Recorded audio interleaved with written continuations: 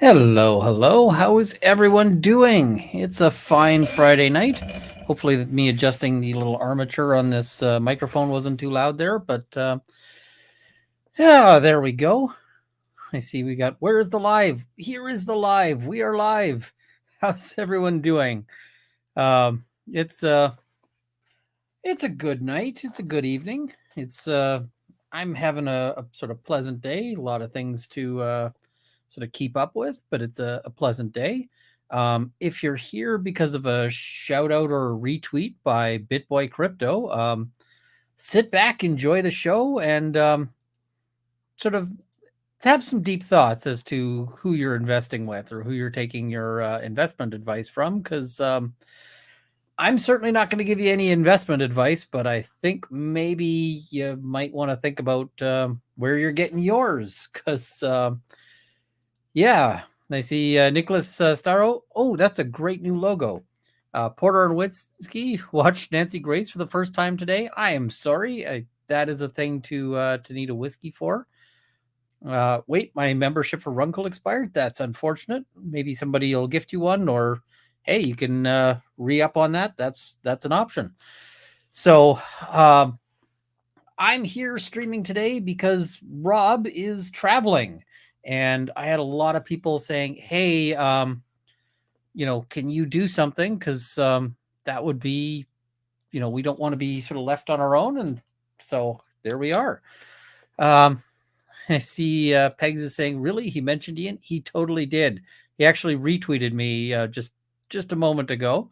And he said any publicity or, free publicity is a good thing or something along those lines. I can just, let me see a second. I can pull it up here. We can just pull up his Twitter feed and have a look at what he said. Because he's an interesting guy. He's making some interesting life choices. And we'll talk about those. We got a bunch of things we want to talk about, but let's pull up his little comments here. There we go. And we'll have to embiggen this so that you can see it. He says, free promotion, I'll take it. So if you're here, BitBoy, welcome. Anyone else, I try to watch for comments in the chat that are, sort of interesting, but for you should bring your wallet and hit the super chats because all right. So we got a few things to cover. There's a bunch of stuff to address. And what is it? I am also going to have a drink of my own here. And that is, so I don't know sort of if everyone follows me on Twitter there, but I bought a bunch of sodas that are ridiculous. They are, a bunch of them are spicy. So this one that I've got, I didn't feel like starting off with one of the spicy ones because the last one I had tasted awful. But I got this. It is Sourpuss Soda. It has a picture of a puckering person there, and it says, I'll puck you up. It's in kiwi orange flavor. So we're going to start off our evening with that. And there's a whole bunch of stuff to address there. Any suggestion on cocktails for a Friday night? Oh, I've got a few suggestions. Some of my favorites, if you've got ginger beer, I love a dark and stormy. That is always a great choice. If you've got the stuff for it, a paper plane is excellent. I like an old fashioned. I like a straight up martini.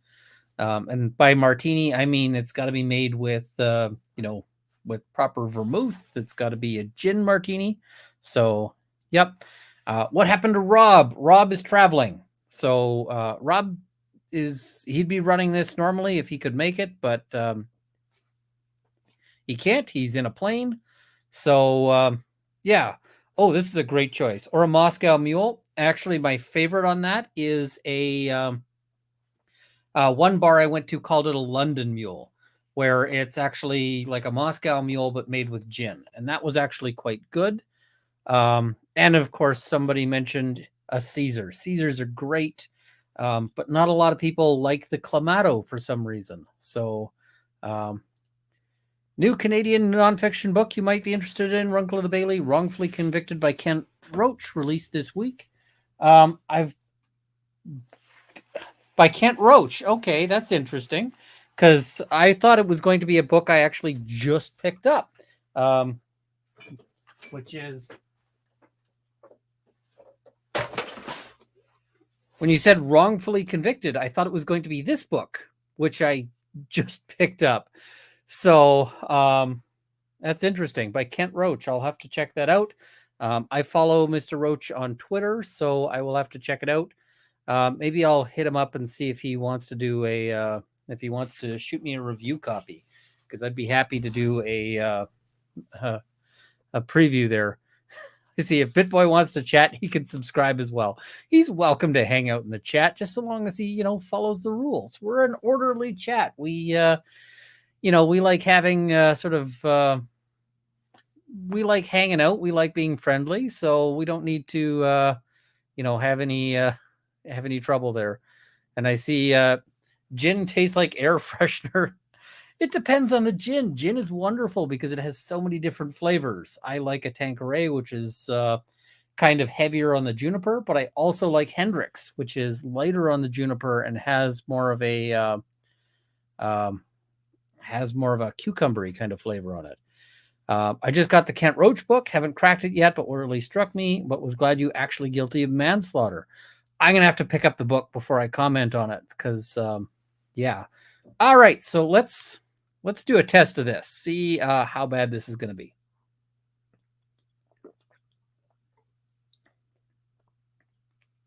That's actually not bad. It's not too sour. It's pleasant. All right. So let's start out. And I know I want to get to Bitboy Crypto, but I feel like he's kind of the main course. And we gotta, this is one of those things of how can you eat your pudding if you haven't had your meat kind of things. We're gonna start with something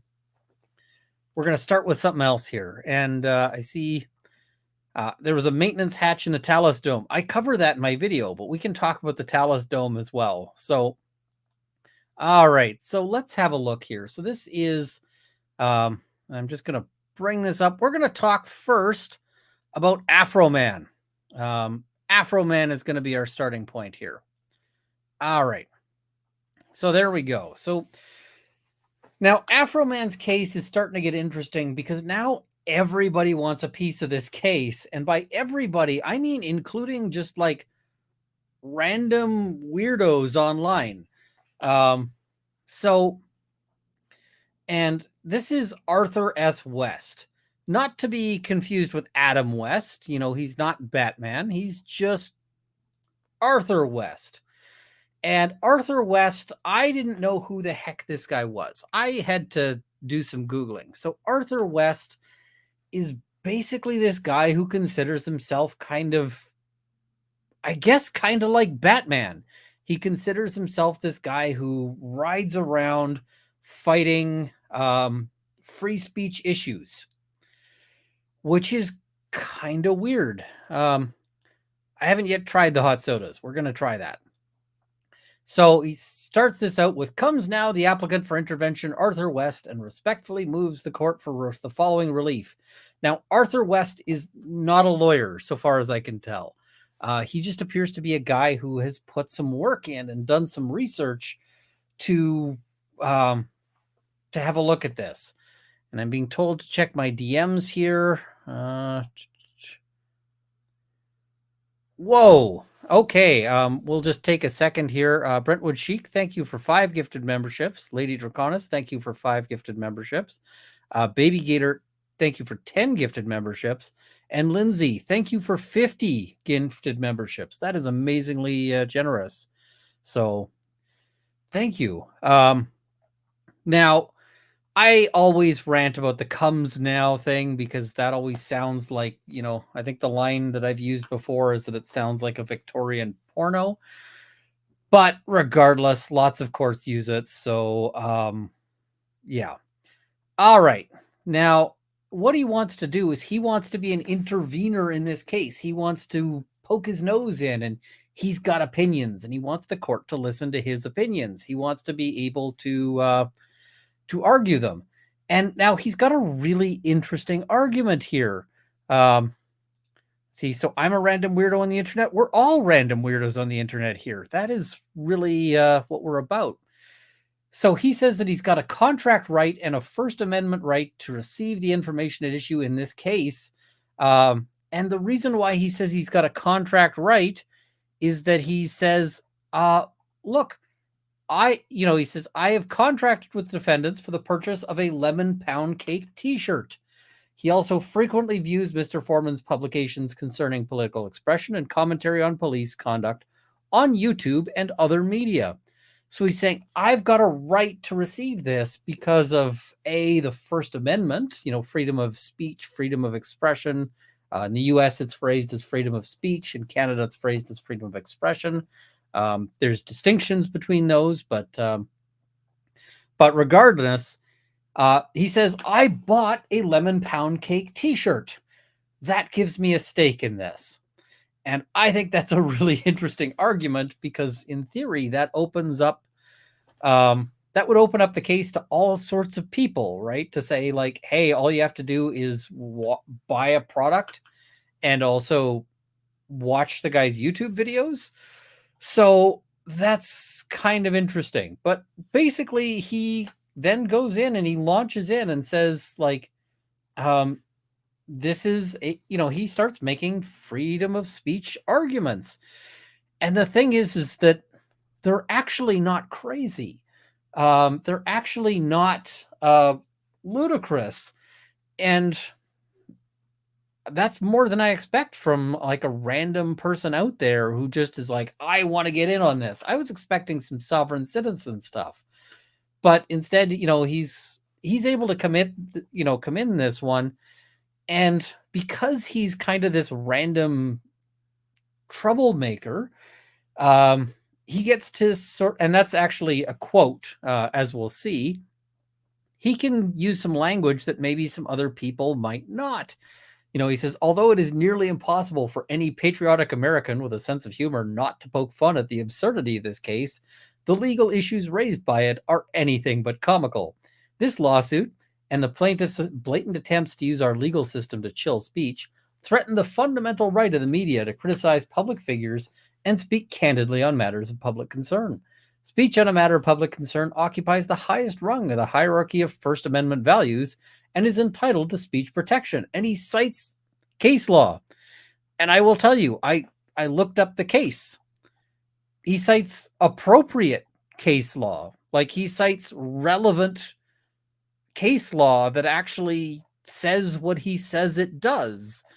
That's impressive. This is a good argument, right? This is actually the crux of the issue. So I'm just like, hey, that's kind of fantastic. When he says this case is beyond meritless, it is offensive to the very ideals of free speech embodied in the First Amendment. The fact that plaintiffs filed this case is ridiculous enough, but to pour gasoline on the fire, plaintiffs' counsel has also sought, essentially, to enjoin defendants from saying mean things about them anymore. That part I entirely agree with, right? This actually makes a lot of sense. It's really kind of sensible. And so I'm also going to just share with you guys just in a second here something else.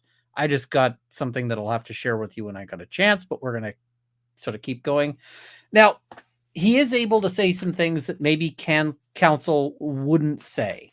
And what I mean by that is he says, it is frankly shocking that plaintiffs were able to find attorneys willing to file a lawsuit that is so obviously unconstitutional. I wouldn't put that in as a lawyer. Because I would not... generally, as a lawyer, it's a very bad move to throw this kind of shade at opposing counsel. Maybe their clients, yes, but opposing counsel, no, until and unless they actually have done something to deserve it. And I don't think that they have quite yet. So yeah, he goes in and he actually makes some decent arguments, and he's going in and he's arguing for, why he gets to intervene and so forth.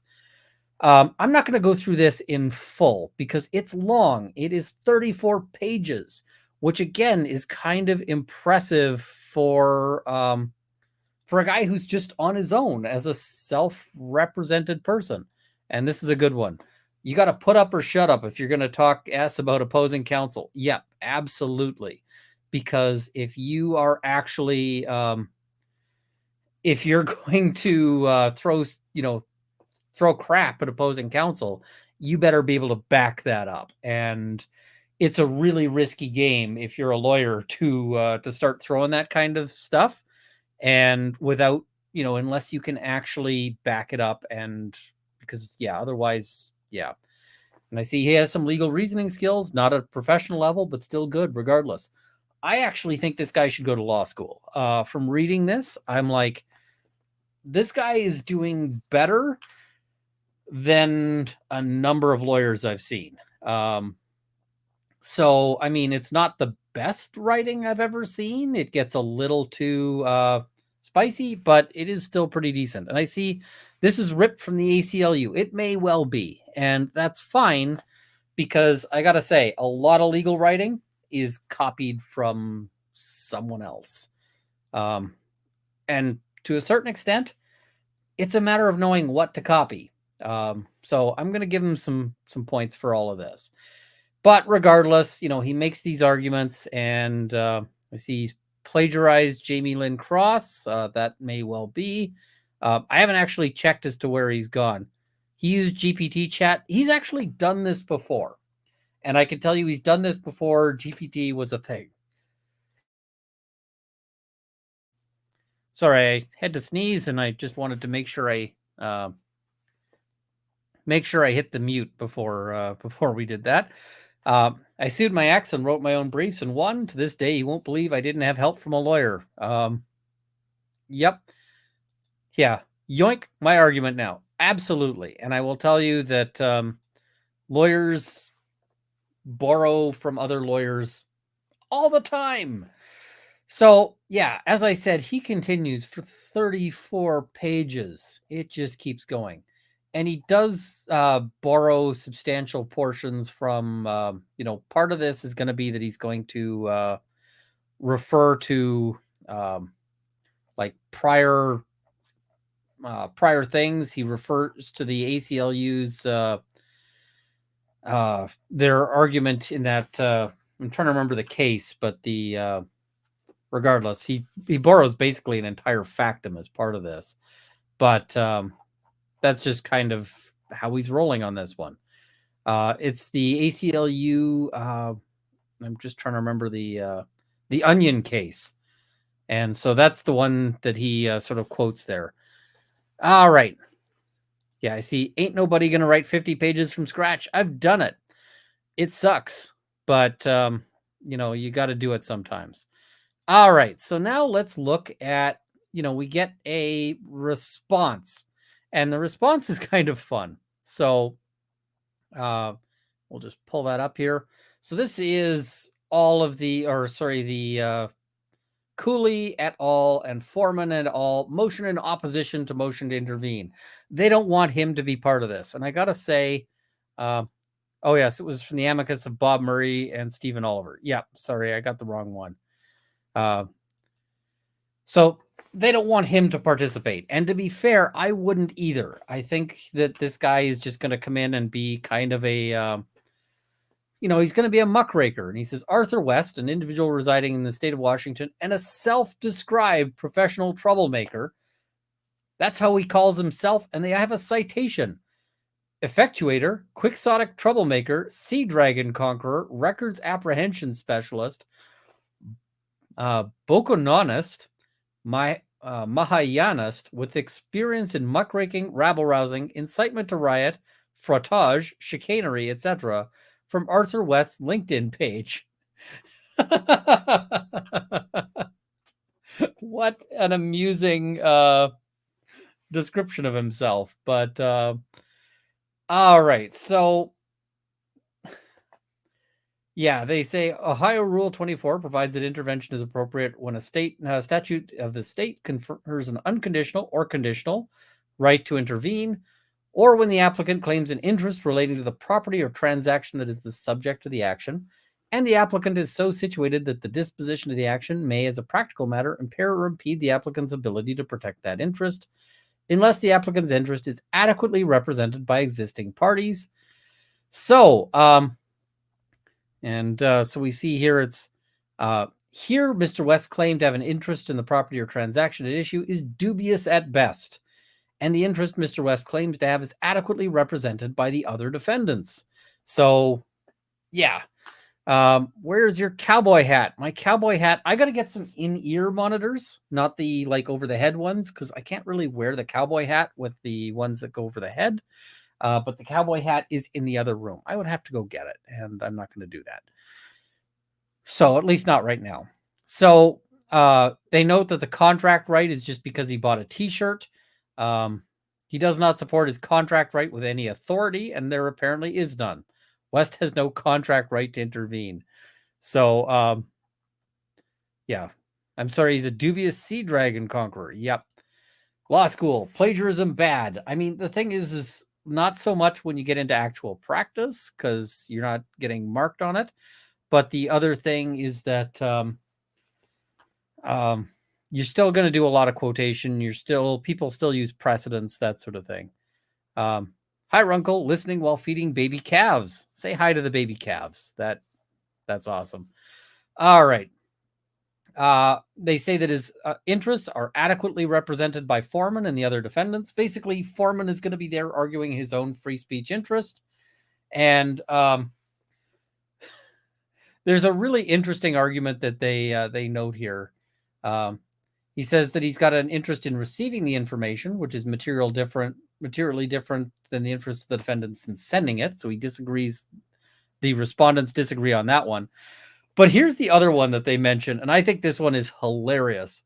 Second, he argues that Mr. Foreman's professed use of marijuana renders him unable to adequately represent the important First Amendment issues West claims are at issue here. Neither of these arguments withstands scrutiny. So, he's basically saying that Afroman is unable to argue the First Amendment issues because he got high.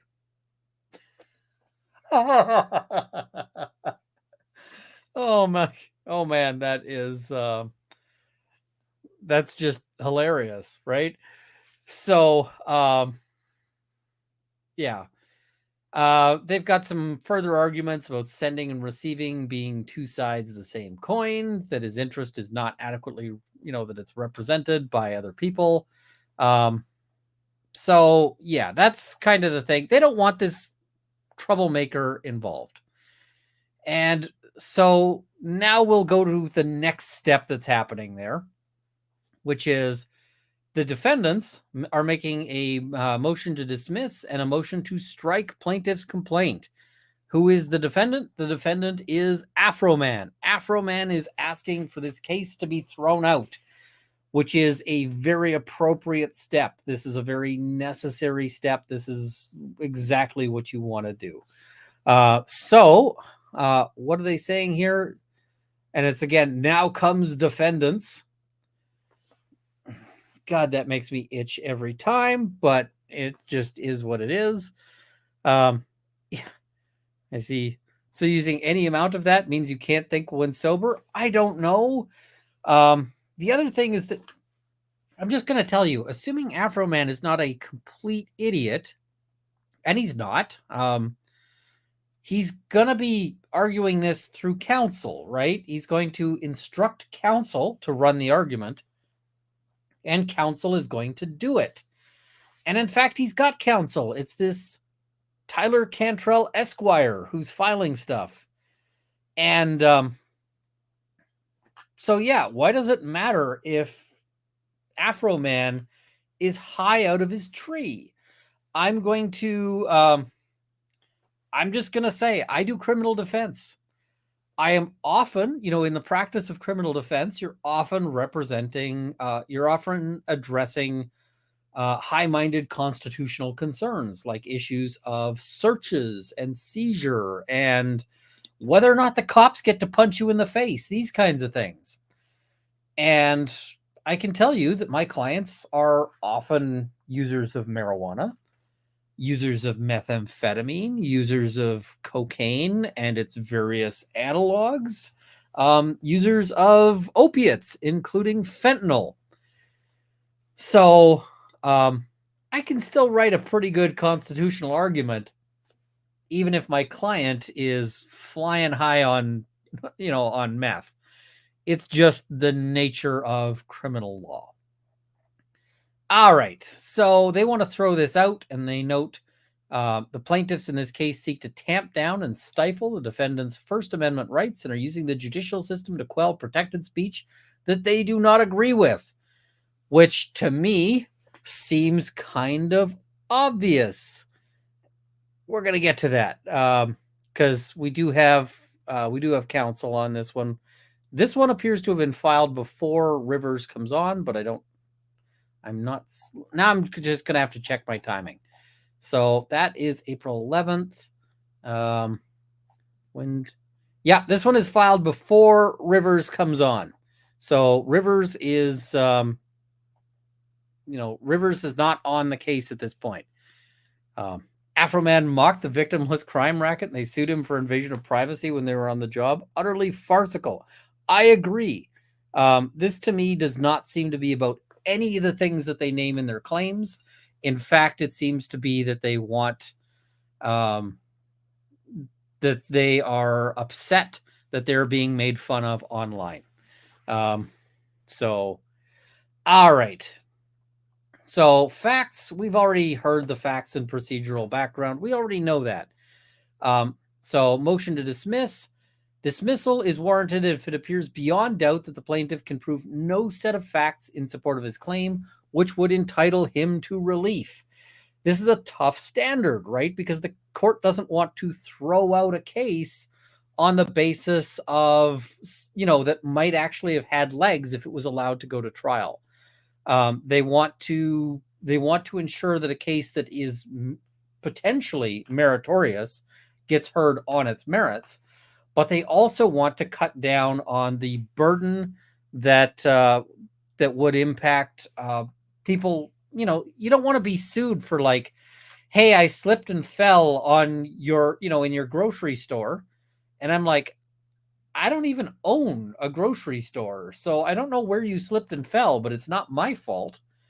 That would be a great reason to throw the case out. We'll talk about motions to dismiss a little more when we get to Bitboy, because Bitboy, oh my God, Bitboy, Bitboy, yeah. This is not great. I like the Warhead soda better, but it's okay. I can drink this without suffering.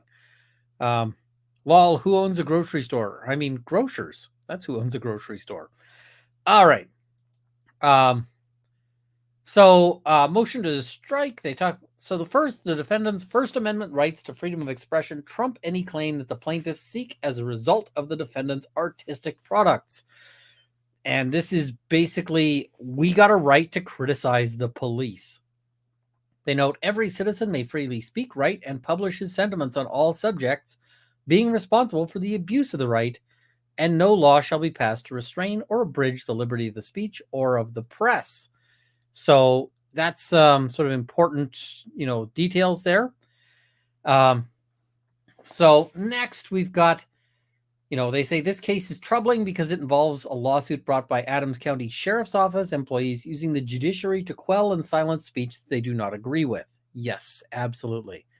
Ian, saw the Warhead soda in my grocery store on Wednesday. Did not buy any. I actually thought it was pretty okay. I'm going to buy more. Yep.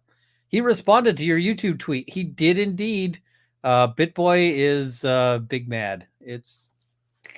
It's kind of weird how little self-control the guy has for somebody that people apparently listen to. It's really weird.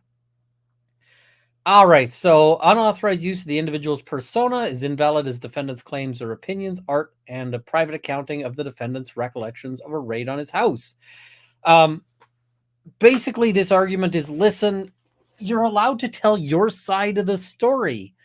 And, you know, this, if the plaintiff's argument was accepted, then you would just not be able to criticize anybody, because then it would be their, you'd say, oh, well, because you told a story about me, that it would be a situation of, of you're violating my publicity rights. That's ridiculous, right? And so that's one of the bases they're arguing here. Invasion of privacy by misappropriation. They say that their likeness has been misappropriated. Well, the defendant is saying that their statements were opinions and art that are protected by the First Amendment. I mean, the First Amendment kind of has different levels of protection, right? In the sense that some speech is less protected and some of it is more critical. When you're talking about criticizing the government and the police, that's a very high level of protection. Similarly, art is considered a very high level of protection. So, yeah. So even if the court believes that the plaintiffs have made a valid claim to misappropriation of name or likeness, they cannot prevail on that claim because they gave implied consent to use their likeness when they entered the home of the defendants. If you didn't want to be on camera, just don't go in there. Now, I don't know that that's necessarily going to fly. And the reason why I say I don't know if that's going to fly is because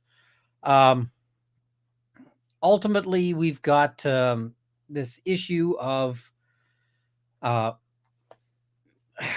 feel like this one is a tough one for police to sell with police officers, because police officers have a duty to execute the warrant, right? They have a an obligation to exercise it. So yeah. So I don't know that this consent one necessarily applies to police in the same way that I might say that it would apply to somebody else. But I do think that they're in this guy's house. I don't know that it's necessary. That I think that this claim, is BS. False light publicity fails because the statements made are opinions and are not untrue statements. I mean, they did raid his house, right? They did go into his place. They did, this is true, right? They did search his CDs. They did kick down his door. They did open his gate. They did all of those things. So how can they say that this is, false light when it's just straight up accurate light? And there we go.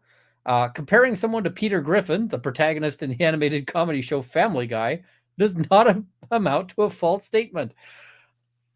I am just kind of shocked and horrified that they actually had to write this out in a, in a legal filing. This has got to be put into a legal filing. It's insane.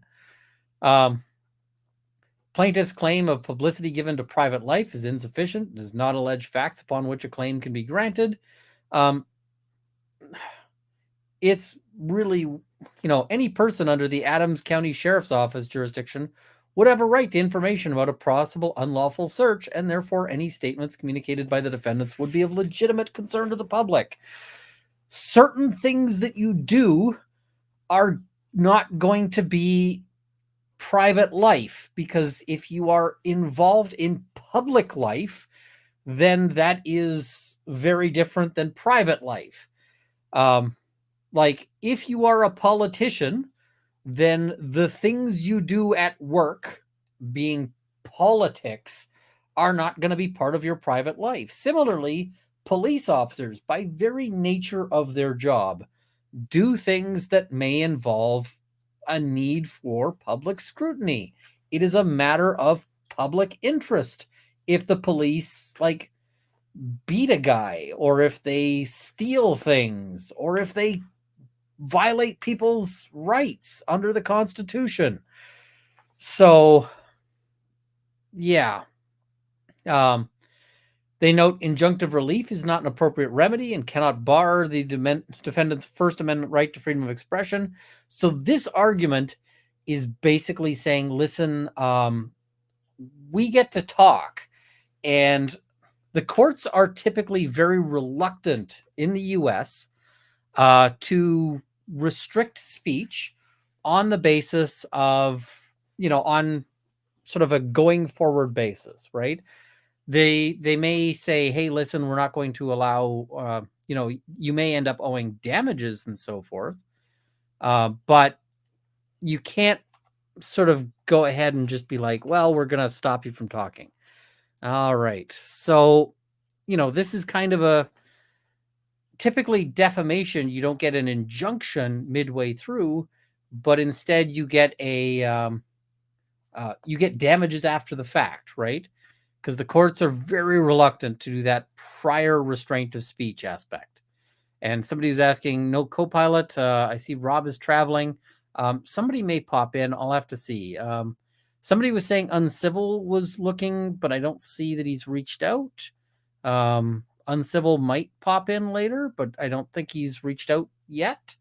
If so, yeah, we'll see about bringing him on there. Now, this is another part that I talked about when I was reviewing this one and saying just how ridiculous this lawsuit was. Plaintiffs cannot state that their personas have commercial value as is required by Ohio code. Somebody's saying, did I send Kurt a link? Not yet, but he hasn't reached out. So maybe I'll shoot him one. Just give me a second. I'll shoot him one in a couple of moments here. So under the plain language of the statute, plaintiff must allege that his name, voice, signature, photograph, image, likeness, or distinctive appearance have commercial value. How do you say that they have commercial value when they're just police officers nobody's heard of, right? I could tell you, and I'm seeing people are saying, all right. I have sent him a link. So just give me 1 second there.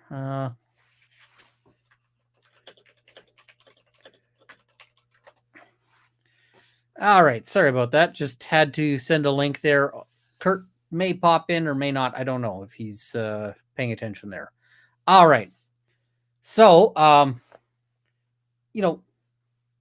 if you go back like 10 years, my commercial likeness would have had no value. If you sold a bottle of pop with like Runkle brand pop, literally nobody would have purchased it on the basis of it being Runkle brand pop, because nobody knew who I was. And I see Kurt is here. I will pop in soon. All right. Like literally nobody would buy that. Similarly, these random police officers, nobody would buy anything for their likeness. People are buying it now because it's funny. They're not buying it out of some perceived endorsement by Lemon Pound Cake Cop. They're buying it out of a perceived, like, to mock him, right? Because it's funny.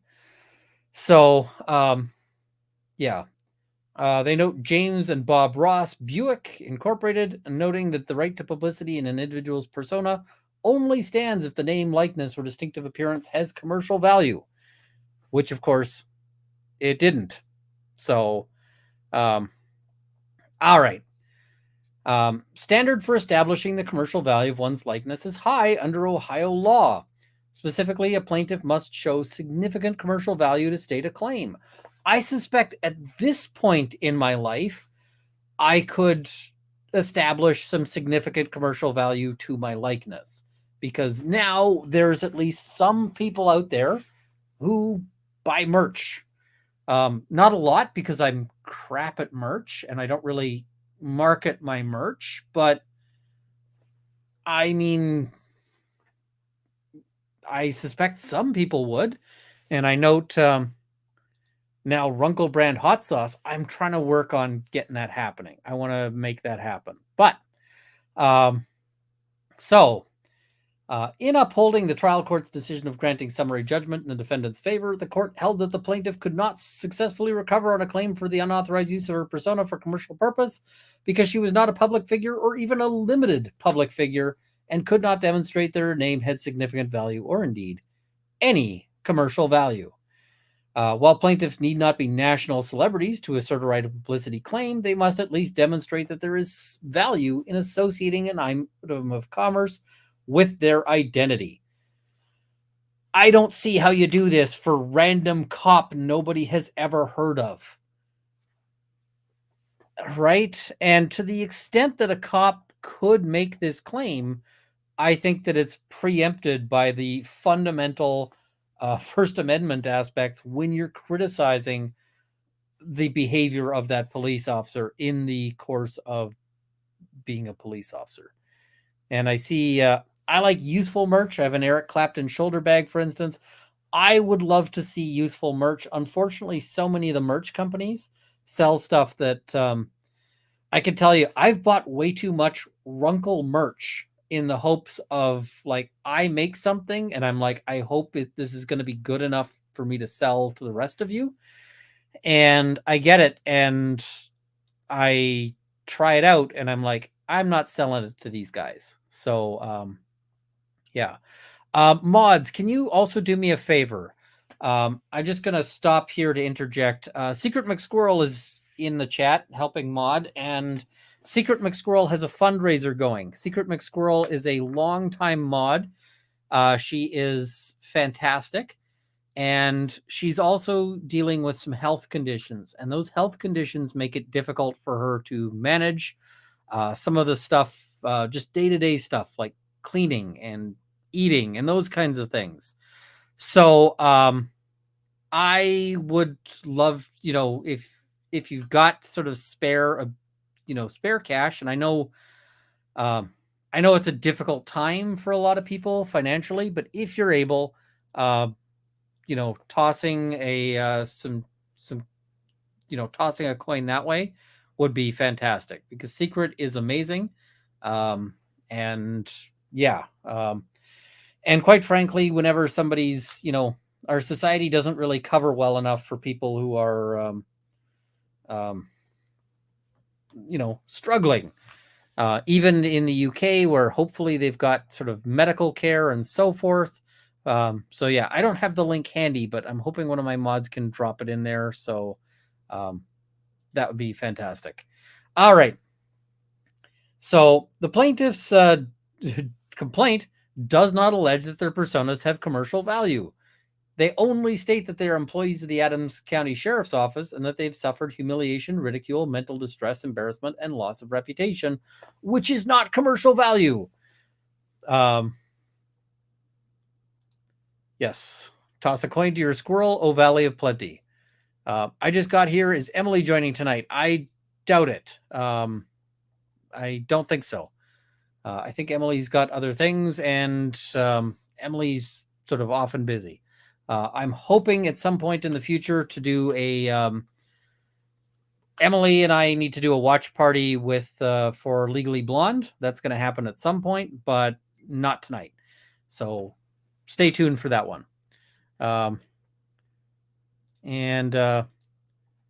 Yeah, just wanted to express appreciation for helping Secret. Just wanted to remind you to pin her link as well. Secret is too modest to remind you. Let me find that pin message. There we go. Message is pinned. Thank you very much for the reminder. So that is, yeah. And I see she canceled a stream of hers as she's too busy to do her own. Yep. So we're just busy people. So basically, Afroman is asking for the entire case to be thrown out. Now, this is where things start to get even more interesting, because I feel like I thought about using the Street Fighter, like a new challenger has entered. And then I realized that I didn't want to get, what do they call it? I didn't want to get sort of a copyright aspect there. Emily did her 2L and 3L Zoom today. Shoot her a link if you're willing to have her. Don't want to pressure. I've I've let her know she's welcome. So we'll see. So next up is motion for permission to appear pro hac vice, which pro hac vice is I am not entitled to practice in this state, but I'm going to come in and practice in this state, so long as another lawyer is there to, another lawyer is there to supervise and make sure, or to vouch for me. Different places have different rules, but this is where things are really entertaining. Bruce Rivers, who is another YouTuber with way more subscribers than me, but he is coming in as counsel on this one. I mentioned before that lots of people were saying, why did Bruce Rivers play his entire Afroman, the entire Afroman song, and you won't, Runkle? Why are you denying us this song? And, well, the reason why is because Bruce Rivers looks like he's counsel. I don't think Afroman is going to sue Bruce Rivers at this point. So that's why you're not getting that song on mine and you get it on his. But all right. I see it just shows pounds, how to donate dollars different. If you donate a number of pounds, it'll just take dollars out of your account. You've got to, so yeah. Wait, hold up. Bruce Rivers definitely have to follow this? Yep. And Bruce Rivers is a criminal lawyer. I suspect that Bruce Rivers is partially being brought on because, A, some of the search issues and so forth are relevant to criminal law, but B, I suspect that he wants some publicity on that one. All right. So that's where we've got, sort of this sort of thing on the go. But now we get some additional stuff going on here. So memorandum in support of motion to intervene by Arthur S. West. Arthur West continues to file. He's not done. April 17th, he's coming in with more filings. Arthur West is still running this. What crazy soda is Runkle drinking today? Sourpuss soda at the moment. So, what is it? I see this. How does Bruce Rivers have so many followers? He's interesting, but how does he have so many compared to all the rest of the online lawyers? I think he's been doing this for a long time, but I don't know. One of the things about YouTube is sometimes people just like somebody and sometimes they don't. And you just keep plugging at it and you see what happens, right? Moffat on Money, who I owe some money to. Hope everyone will help out Secret. As a mod, she's usually worked for free and she's helped a ton of us out. Any little bit helps. Thank you. Moffat on Money is awesome. So, yeah. All right. So $1 is about 80 pence currently. So 8 pounds would be about $10. So there you go. Does he play D&D? That is awesome. Who did I dox? Oh, I suppose I doxed. I didn't dox Arthur West. Arthur West doxed Arthur West. Arthur West put this in his own filings. All right. I'm not doxing West. He put this in his own filings. When you file with your home address becomes public information. It just is what it is. So he notes that this is an action for permanent injunctive relief for impoundment of merchandise, goods, or other materials and/or their destruction, and an order permanently enjoining them from publishing plaintiff's personas for commercial purposes, which he's basically saying that this will include the lemon pound cake shirt. So because of that, if they win, he will never get his lemon pound cake shirt. That's why he's good to go on this one. See, you'll always be my favorite YouTube lawyer. Well, thank you very much. Also, solid reference on the name. Solid. I'm a huge fan of the Pratchett stuff. I don't have any within reach. It's all in the other room. I have some Douglas Adams in here, but no Terry Pratchett. Nope, I lied. I totally lied. I do have some Terry Pratchett in here. And I think that there's just about every room in my house has some Terry Pratchett. All right. Hello, Kurt. Hello, Mr. Runkle. How are you doing today, sir? I am doing well. How about yourself?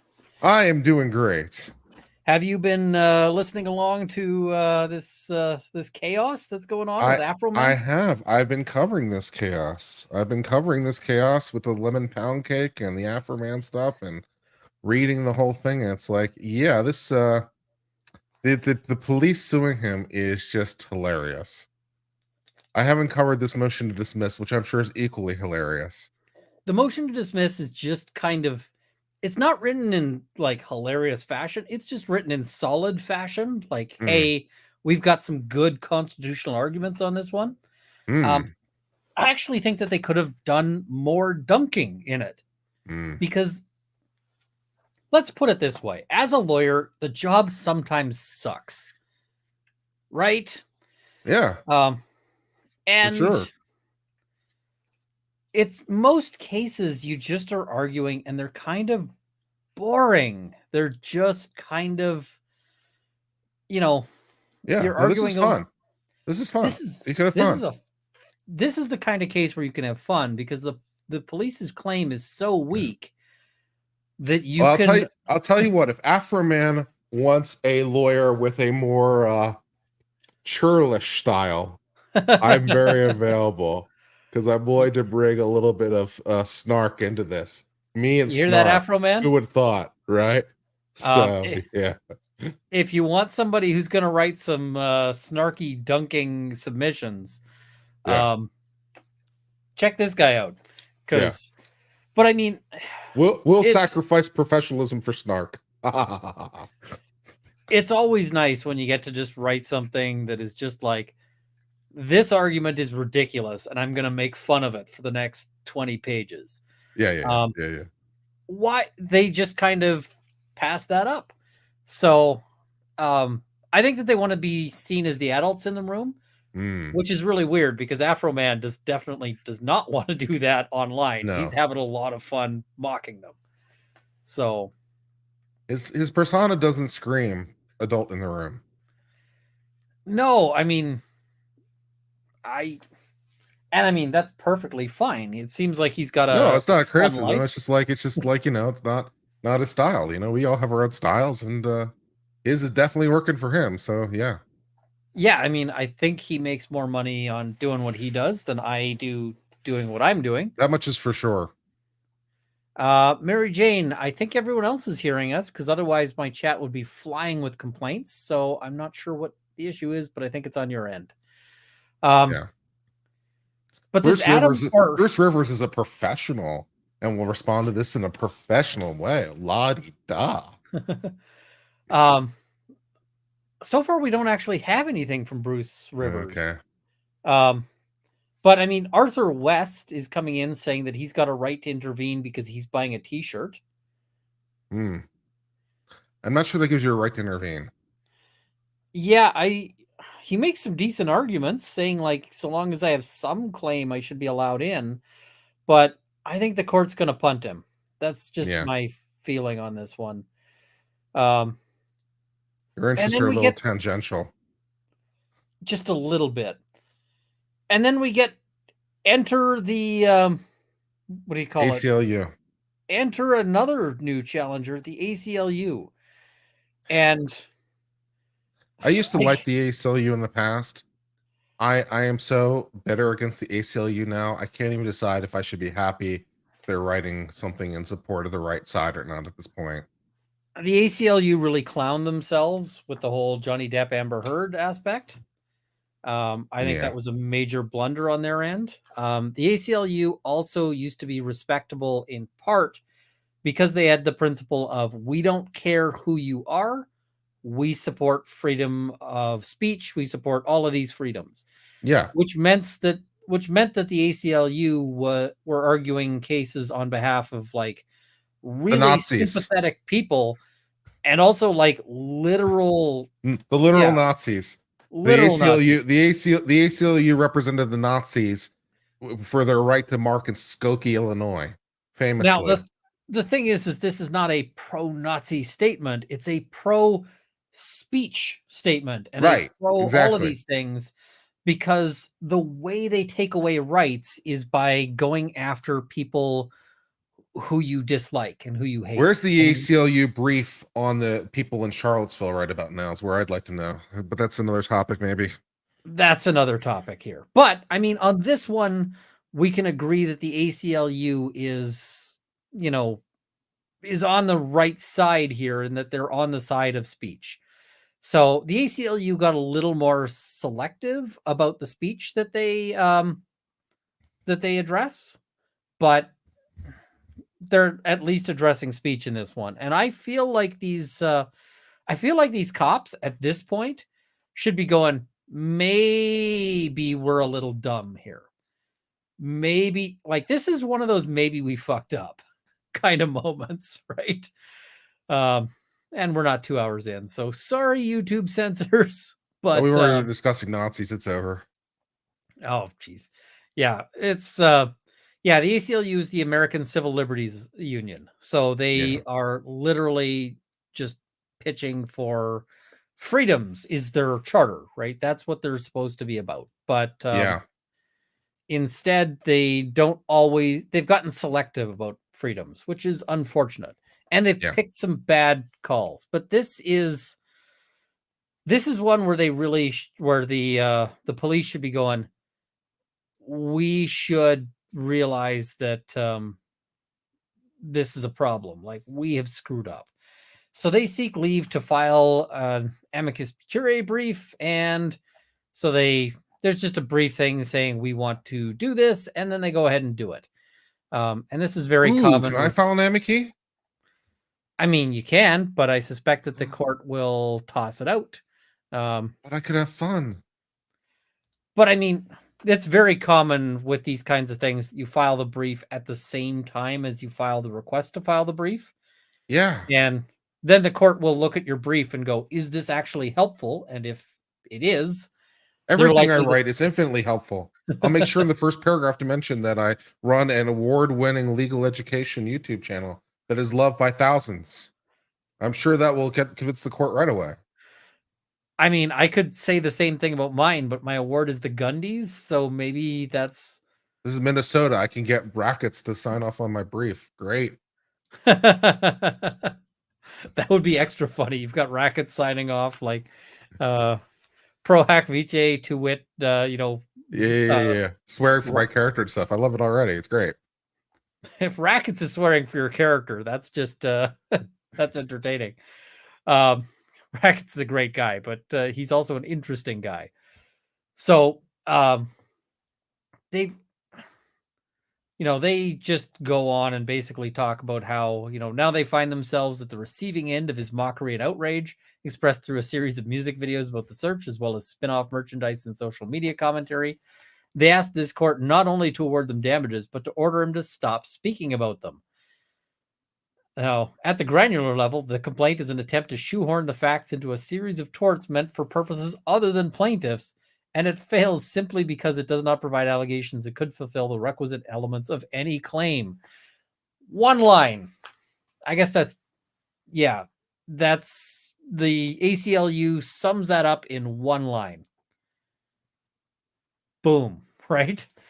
Yeah. And then they continue on for another 21 pages, which we're not going to go through all 21 pages, but it's the ACLU. And so they don't come to mess around. The ACLU's got actual lawyers, and they do a solid job arguing this. I could probably do a stream of just going through the ACLU's, thing here, but I don't know if the ACLU does it, but I wonder if there's an argument to be made that there's no personas at all in this context, because they talk about there's no commercial value in the persona.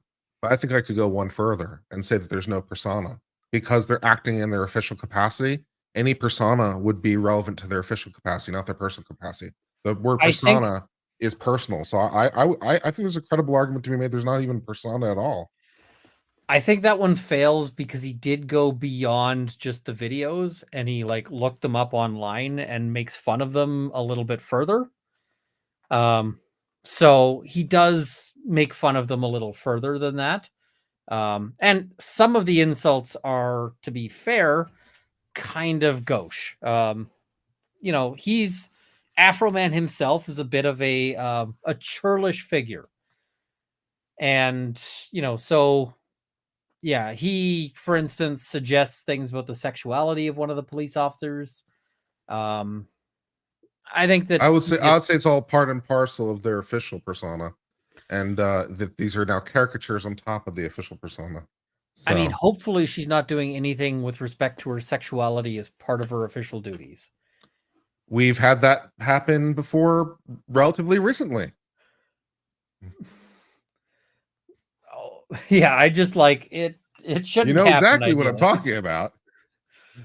The sad thing is that I don't, because there's too many different possibilities. I was talking about the woman cop who had the entire police department become her friend. Oh yes. Yeah. And is now suing, claiming that she was groomed, which I think is hilarious. I actually think she's got a pretty decent claim, having read it over. I think she's a damn adult. I think that she's got a pretty decent claim based on sort of conduct at her treatment at work. I think they may end up paying her. So at least some of the allegations. That'll be sad. I'll defend the police on this one. If the police need counsel, call me. Have you read through the statement of claim? No. You should read through the statement of claim before taking strong positions on this one, because some of the allegations, at least where I am, would be straight up criminal. So I don't know if they're criminal where she is, but they would be where I am. And yeah, so that one, I'll just say read the complaint before going into it, because yeah, it's all right, I'll defer. Yeah, they were engaging in some really sort of shady, crappy behavior. So regardless, yeah, they go on and on all of this one. And quite frankly, I kind of feel like the ACLU, like at this point, it's kind of a stop, they're already dead.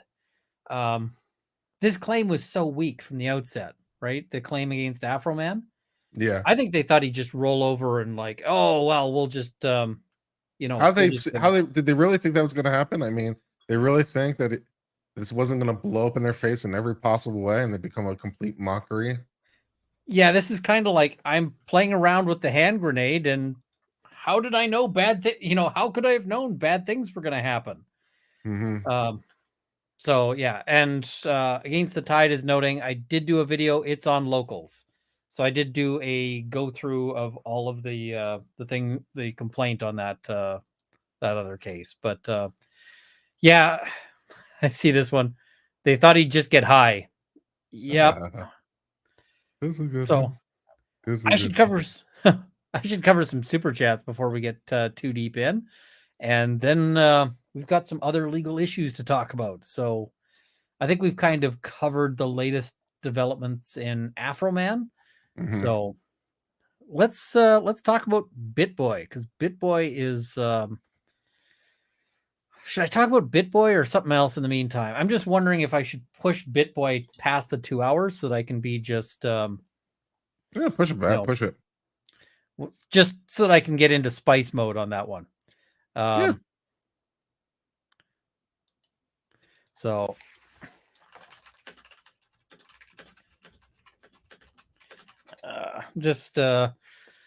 All right, so let's go through some super chats here. So first is Ash Axiom. Thank you very much for the membership there. KL Burke, thank you very much for the membership as well. I have Q's. Thank you for the membership, much appreciated. Did you hear that they convicted Matt Hoover of CRS Firearms over the drawing of the lightning link?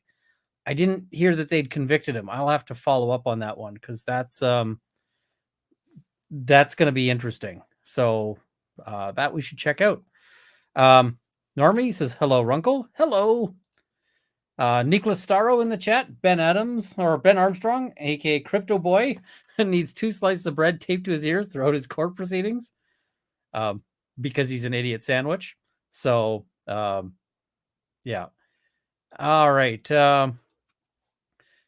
Thanks, you two. Thanks for thank you for babysitting us tonight from Vez from Quebec. Thank you very much. Susan, thank you, Ian. Wondering what the judge would say about Elon being his lawyer. That one was clearly a joke. That's not the comment that's going to get him into trouble. That's going to be in some difficulties there. Diana B, has Mrs. Runkle tried her soda? You got her. She did try the butter soda. I got her butter soda, and I got her that because previously I bought her some butter chips that she turned out to like a lot.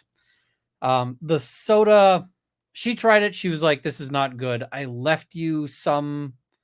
And so I tried it. It's god awful. It tastes like the worst, cheapest butter flavored topping from like a popcorn place. And I don't mean like, at a high quality theater. I mean like at the crappiest theater. It just tastes like taking a pull out of the, their butter topping thing. So it's really awful. I wonder how his lawyer feels about advising Bitboy that he should go to the Bahamas instead of federal court. If his lawyer actually advised him to do that, his lawyer is going to get whacked by the court because there's now an order to show cause. And I actually think things are going to be like, my lawyer told me. And if the lawyer told him, the judge is going to kill the lawyer. There's already indications that the judge is going to just go ham on them. Someone is going to die. And it's just a question of who at this point. We'll talk about one of the things that happened because there's indication that the judge is so pissed. Pissed. And I'd be pretty pissed. I mean, I don't blame the judge. You defying my orders and defying it in this completely open and brazen way. You have got my attention. If I was the judge, I would have straight up said, okay, you know what? I'm issuing an arrest warrant. And I am suggesting that maybe the police would like to be there for when he gets off his, off the boat. Yeah. And the thing is he says that his lawyer said that his lawyer gave him permission. I think his lawyer is going to deny that. And I actually think that we may see his lawyer stop being his lawyer, because if Bitboy said, my lawyer says it's okay, the lawyer's going to be sitting there going, no, I didn't. I never said because obviously, I got to get off record. Yeah. Yeah. So, it's real, real bad. Have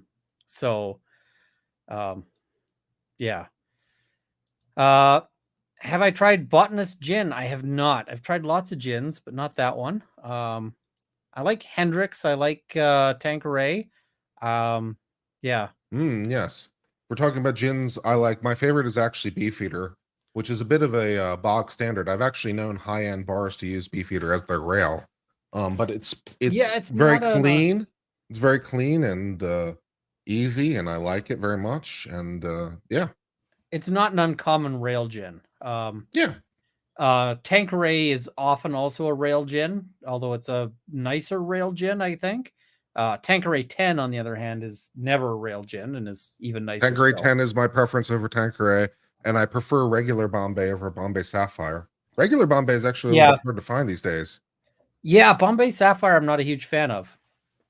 But I would totally have I would absolutely have just on this one had the police arresting Bitboy as he got off the boat. And hell, I would have directed that they film it. Unicorn Donut RN saying, thanks for doing a stream tonight. I always enjoy your breakdowns. Thank you for joining me. A Colt 45 and 2 zigzags, baby. That's all we need. I believe that's an Afroman reference. Solid reference. Rua the She, thanks here for the Bitboy Schadenfreude. Oh, he's buried himself. The only reason I'm stalling on this one is because YouTube has sort of different rules for after 2 hours in. And so after 2 hours in, I can be a little more unvarnished. I've got my whole let the spice flow thing. And yeah, well, I think that that's appropriate. Charles Dickens walks into a bar and orders a martini. The bartender prepares it and asks Oliver Twist. Truffle Hound, we love you, but also, yeah. Dragon Star, thank you very much for the super And the sticker. answer is Much just, appreciated. please, sir, some more.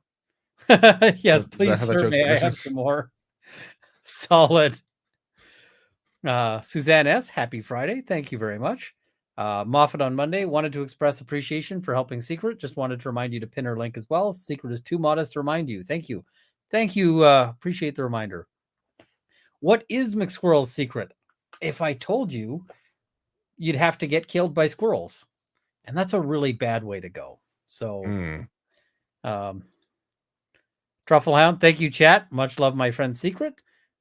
Squirrel Heart Acorn, I think that's an acorn. CS Tears, thank you for the YouTube membership. Much appreciated. Burf90, if you're donating to Secret's fundraiser from the US, just reposting that 8 pounds is currently about $10 US. So you can figure it from there. Let's try to reach that goal tonight. Awesome. Pampered Jelly, Nanner needs to know boxers or briefs. I will let Nanner decide for him or herself on that one. I wear boxer briefs personally. Fair enough. I think usually boxers will win in a fight against briefs, but that's otherwise the chat's going to get too thirsty if I get too specific on anything like that. And chat, we need you to behave. All right. Do you know the measurements of Rob's pickle? Talking about this kind of pickle. The yodeling glow-in-the-dark one for making things purposes. Also, Kurt is like Beetlejuice. I guess I'll have to measure the pickle later, which that might end up on a stream or on a clip channel. I've measured it in person because I've been at Rob's house. Oh, that's terrible. Lord. Creed M, there's a tweet from Bitboy saying the lawyer advised him, there goes your privilege. I think his lawyer will need a toothbrush and spare underwear. I got to say, if I had a client online saying that I had advised them to willfully defy a court order, that client would be fired so fast. Yeah. Sorry, you are gone. So, yeah. Rachel Duick, bring the bench warrants. I agree. I'm surprised Bitboy... I'm surprised the court gave him that little bit of extra slack. I think the court is waiting to see if he's going to get into compliance. And hopefully Bitboy is smart enough to listen to what I'm sure his lawyer... I bet you he doesn't show up. Oh, that would be so hilarious. I got $5 says he doesn't show up. So, yeah. Stacy Walpole, did you read about the 18-year-old person with man parts who showered with 14-year-old girls in girls' high school locker rooms? The girls were not ready for man parts. These are going to be complicated questions and difficult societal concerns. So, not for me, it's not, but for someone else. I think it gets tough. I deal with criminal law, and so one of the questions becomes, how do you deal with trans people in the criminal justice system? And the answer is badly. The criminal justice system just doesn't handle it very well. So deny the premise. It doesn't work. That causes problems too. So all of this causes problems, and there isn't really a great solution. But Rachel Dueck saying Empress Gin is fun. I don't have any Empress Gin. All this talk of gin. What about rum? I'm partial to Kraken. Kraken is good. Kraken's overrated. It's my go-to for making a dark and stormy because it's not so nice that I feel bad about mixing with ginger beer. But it is still, it's drinkable. Yeah, I Sailor Jerry is usually my go-to for rum.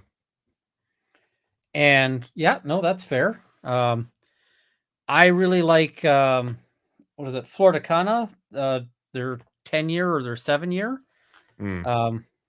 That's a really good rum. But yeah, I don't drink that many rum drinks because rum is kind of sweet, right? And I'm much Yeah, more of rum a and pineapples is reliable for a good time.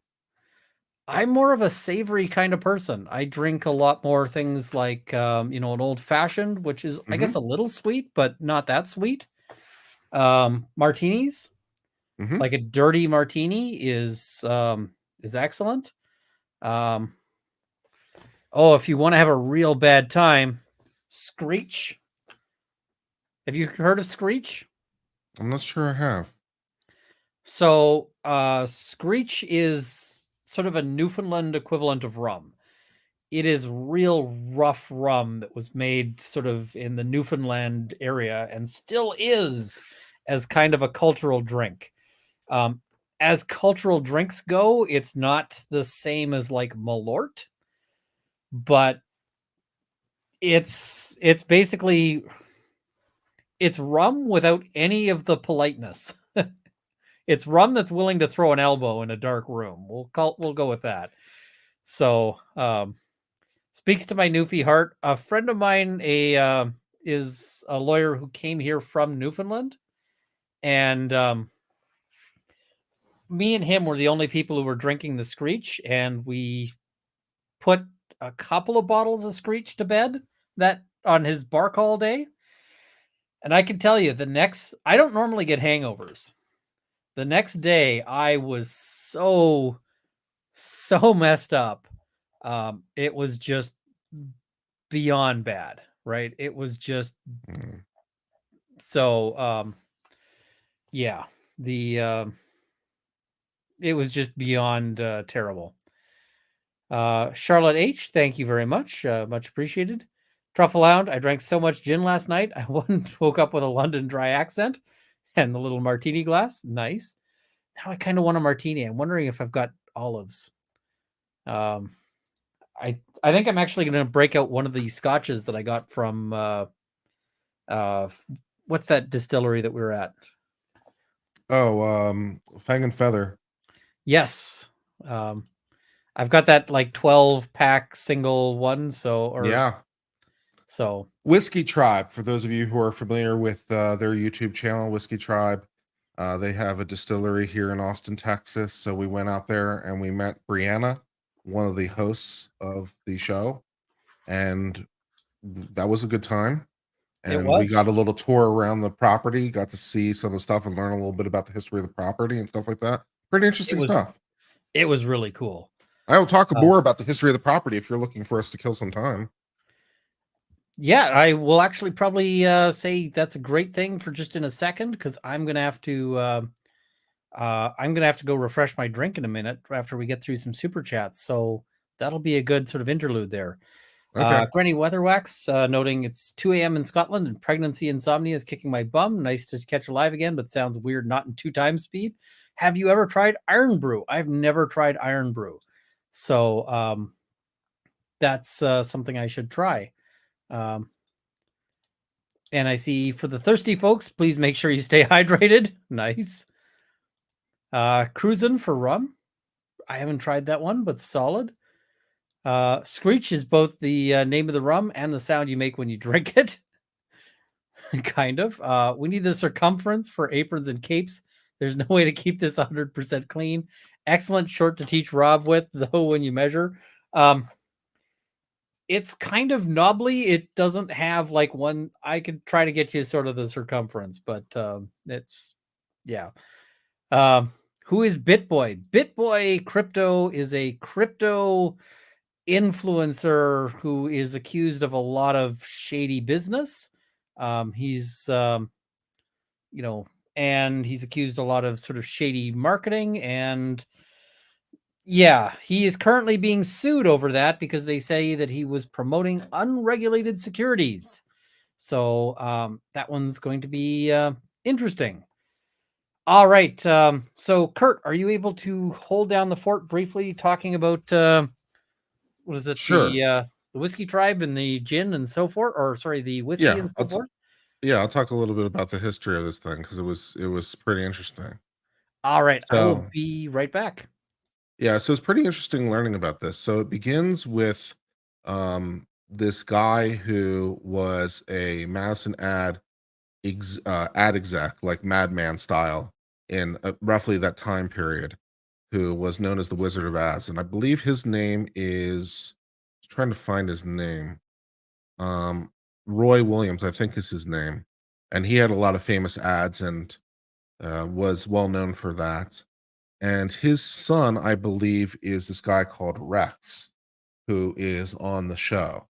And so this his father purchased this property, which is about a half hour east of Austin in Texas. So it's kind of not really near anything in particular.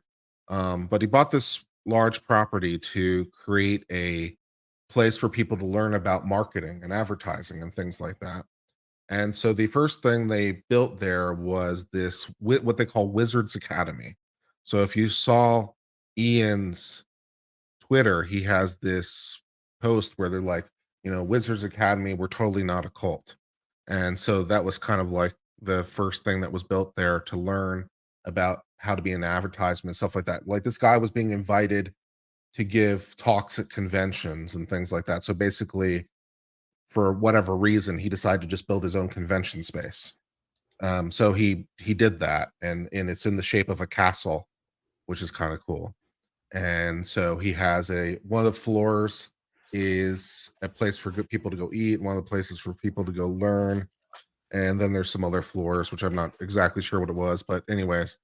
And so then his son, who I believe is Rex, when he was like 17 or something, started getting involved in digital marketing because that would be the new thing, right, relative to his father's time, because his father was marketing back before digital was a thing.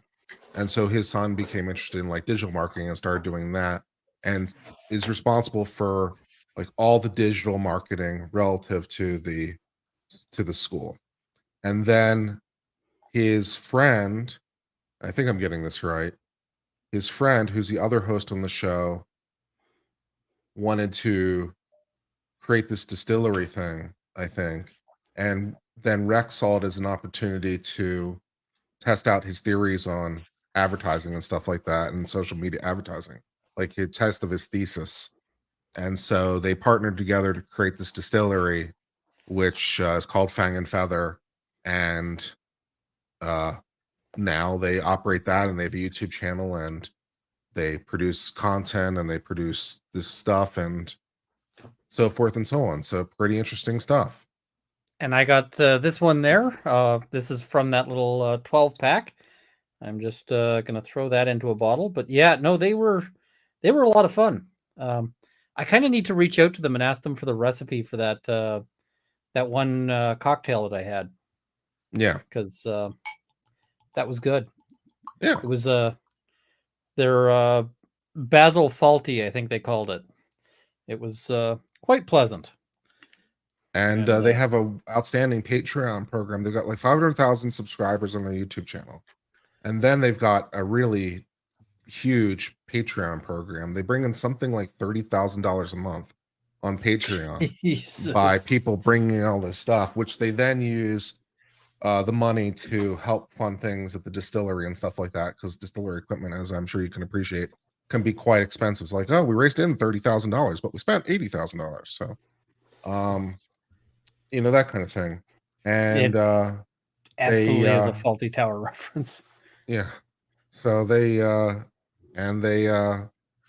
I think, have any spaces on their Patreon. I'm like, well, how do I get some of that $30,000 a month Patreon money? That's pretty good. Like, yeah. I have no idea. That is just amazing. So I've got this, which is a bourbon, and it smells quite nice.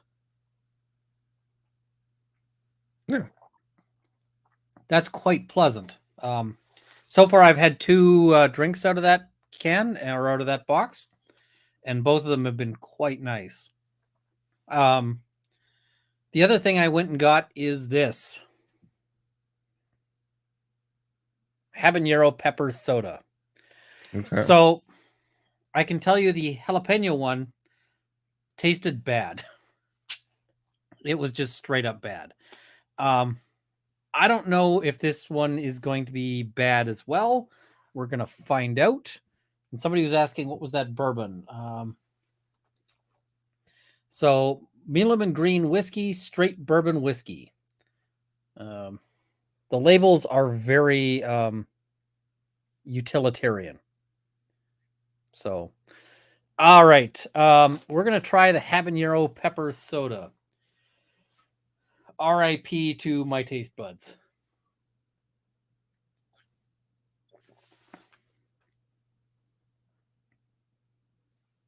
It's not spicy. This one's not as bad as the jalapeno one. The jalapeno one tasted pretty awful.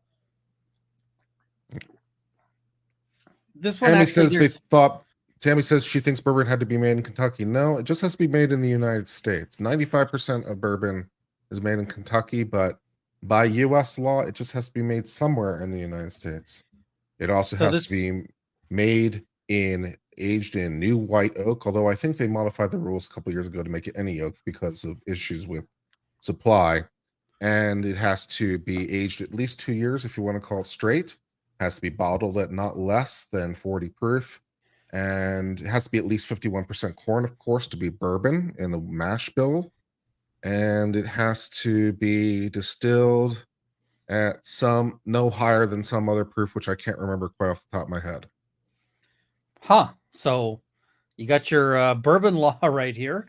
This is actually a good description of the spicy pepper jelly. Yep. So Michelle says not true. It has to be made in Kentucky. No, I'm quite positive it does not. I am quite sure anywhere in the United States. I generally tend to trust Kurt's research because he does it. That's quite sure. All right. So I guess the next topic that sort of while we're oh wait, the chat will be annoyed if I don't do this.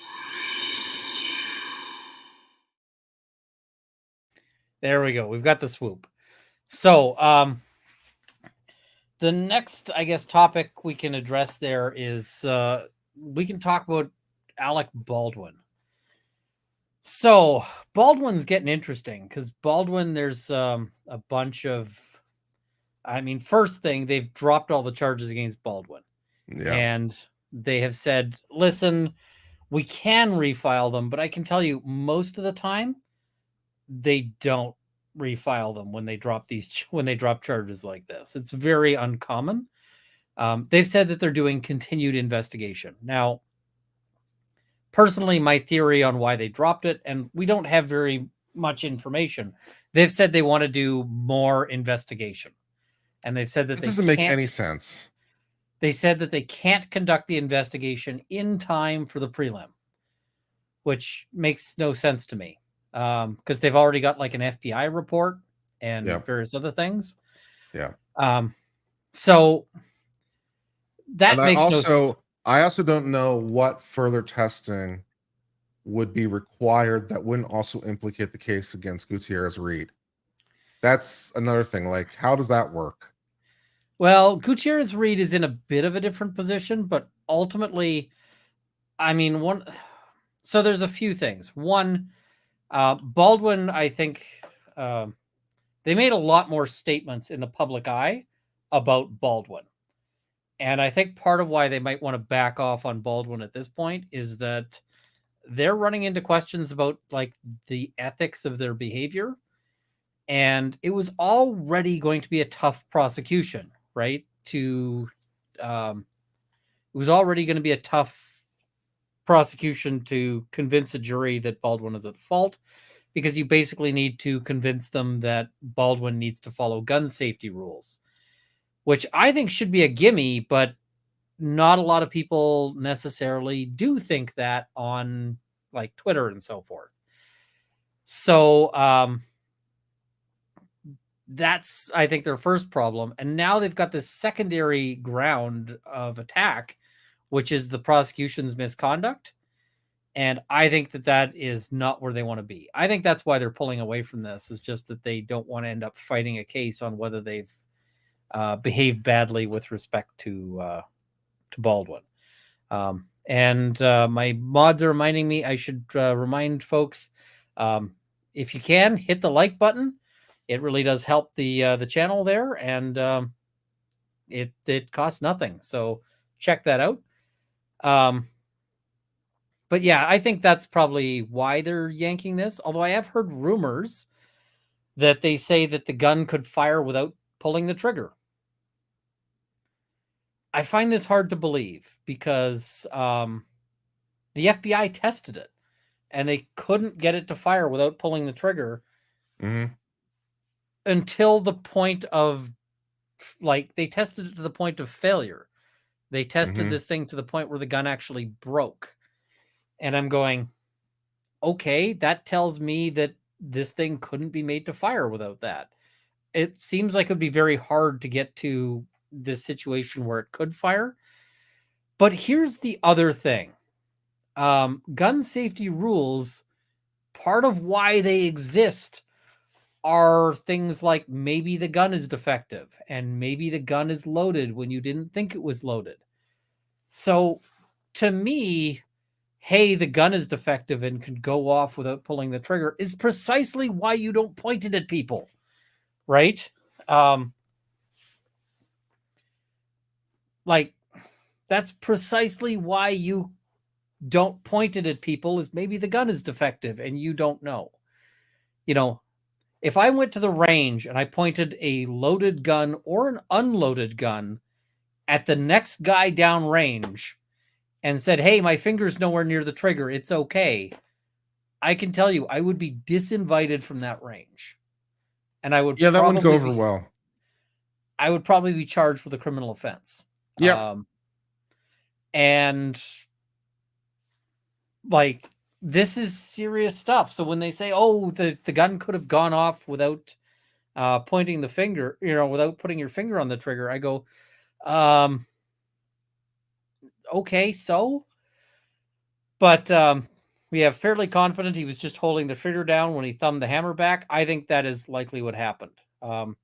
I found it to be very easy to do, in the sense of, if your finger is just barely touching the trigger, those guns go off real easy when you touch the trigger. They're built to have a very, they're built to have a trigger that is very sensitive. And that's just how they're designed. So it's real easy, if you put your finger on the trigger, when you pull back the hammer, to not realize that you're actually pulling the trigger. That's real easy. And somebody else was saying that they point guns at people all the time filming movies. They do that all the time in scenes. You would not believe how many scenes you've seen where there's a gun pointed at somebody's head. Like, literally, you'll have a guy like kneeling down with his hands on his head, and there's a guy behind him with his gun up to his head. If you don't actually see the gun touch the guy's head and like brush their hair or something, then I can tell you that that gun probably wasn't actually pointed at him. They have a variety of handgun tricks, or of camera tricks, where they'll have, and the guy will be like a foot away pointing this gun, and you won't notice, because they do a really good job with camera angles. They do a really good job of that. And yeah, it's a lot of scenes where you think the two people are pointing guns directly at each other. They're not. I've seen, like, I talked to a lot of armorers when I was researching this, and I'll tell you, a bunch of armorers told me to go F myself. They didn't want to talk. But a bunch of armorers said, listen, I'm willing to talk to you so long as you don't, so long as you don't give our names. A lot of armorers didn't want that because they were worried that they'd never get work again. And in fact, a lot of the armorers were only willing to talk because I had some Canadian armorers who were willing to vouch for me to them. Like, it was literally, I had people interject to vouch for me on that. So some of them sent me pictures, and they sent me pictures to show like how shots are filmed. And, there's scenes where I've gone back and looked at the movie, and it looks like two people are like feet away from each other pointing guns directly at each other in this sort of standard Mexican standoff. And then there's a picture from another direction, and you can see from the other from another scene, they're like 4 feet away from each other, pointing down in a different line. They're not in the same lane, if that makes sense. Yeah. So, yeah, and we've got KVB Studios here, who's done some armor work, who talks in the comments. It's so, yeah, and I see what about Dick Harpootlian pointing a gun at the prosecutors in the courtroom during court proceedings? I've got a short about that. Yeah.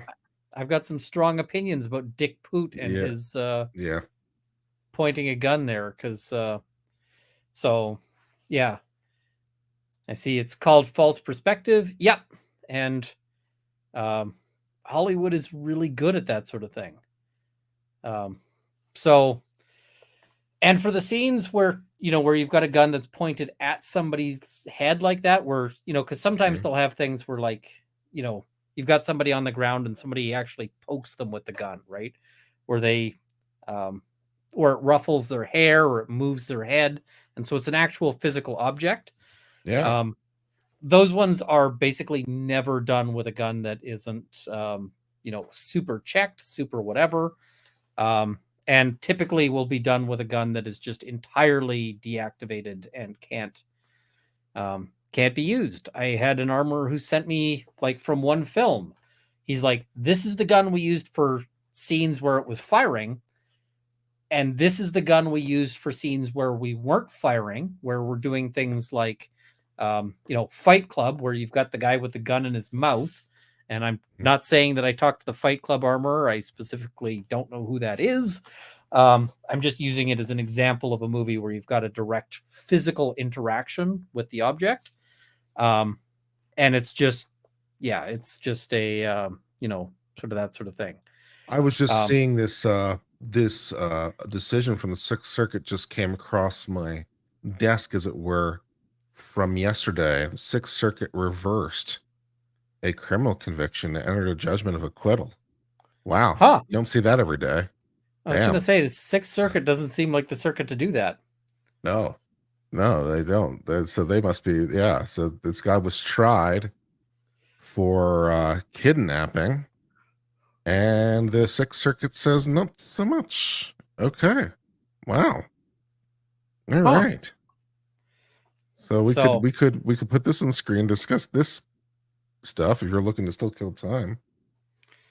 Yeah, well, we've got a few things to talk about there. I mean, I don't know what's going to happen with Baldwin. I want to see more information, but I guess this is out of Ohio at Akron, for those of you who are asking about where this is geographically.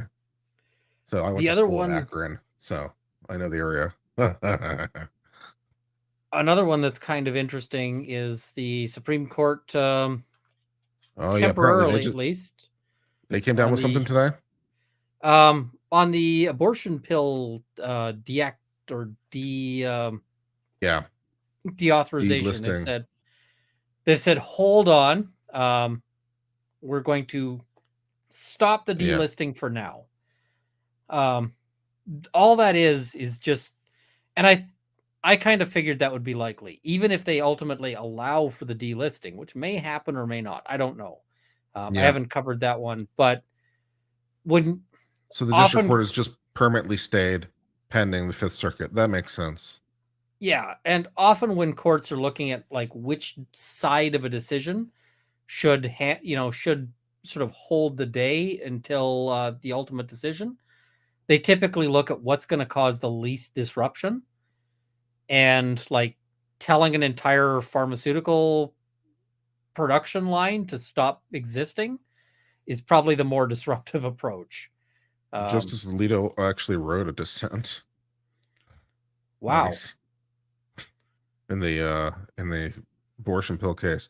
Yeah, so just by way of further explanation for people who may not be fully aware, people outside the country or not quite sure exactly what we're talking about.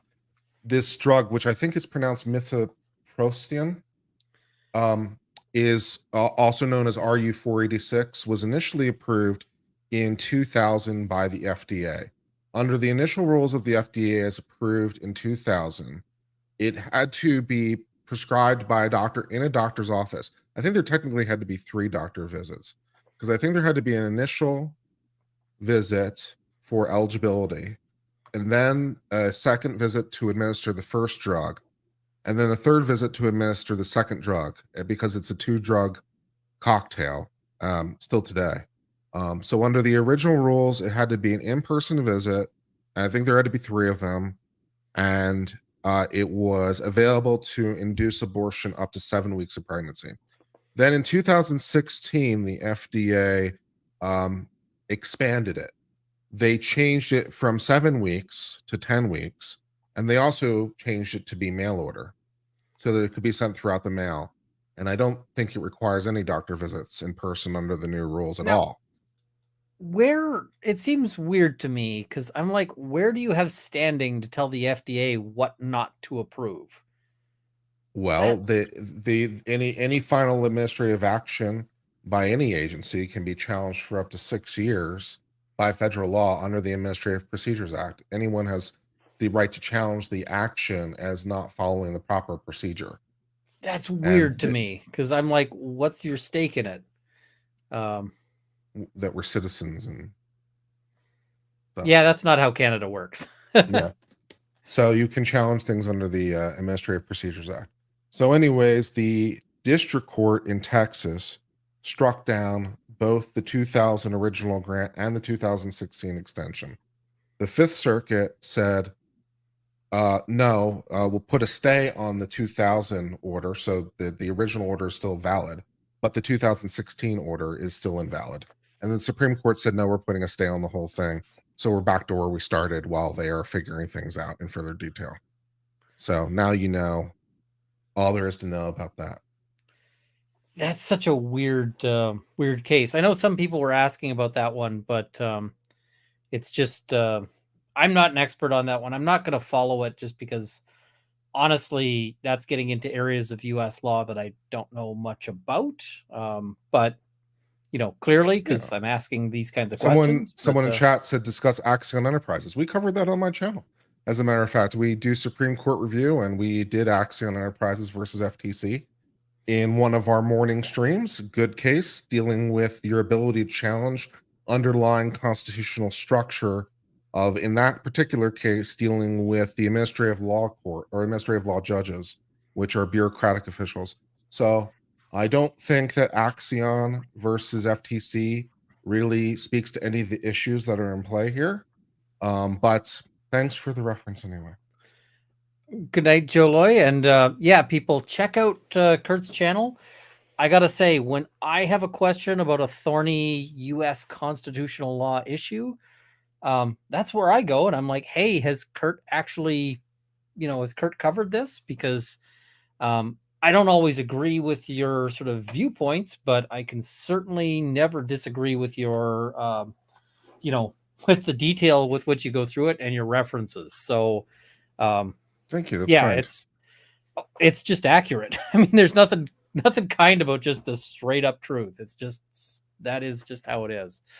I guess I also want to talk a little bit about, I guess we'll play the world's worst game show. Because have you heard of my world's worst game show? No. And by the way, just for what it's worth, because I saw someone in chat mention like it's a conservative court or not. For whatever it's worth, and I don't know how much people care, but I consider myself a conservative, and I did not agree with the district court's decision in Texas. I didn't think it was very well written. So I can't speak to what the courts will do in the future ultimately on the issue. But from a pure legal position, I didn't think the district court did a very good job in justifying, especially going back to 2000. I felt it was really thin. So hopefully some of us are a little bit more principled than, just, whatever. But anyways, what's the world's game show? So I guess we'll run the little trailer here.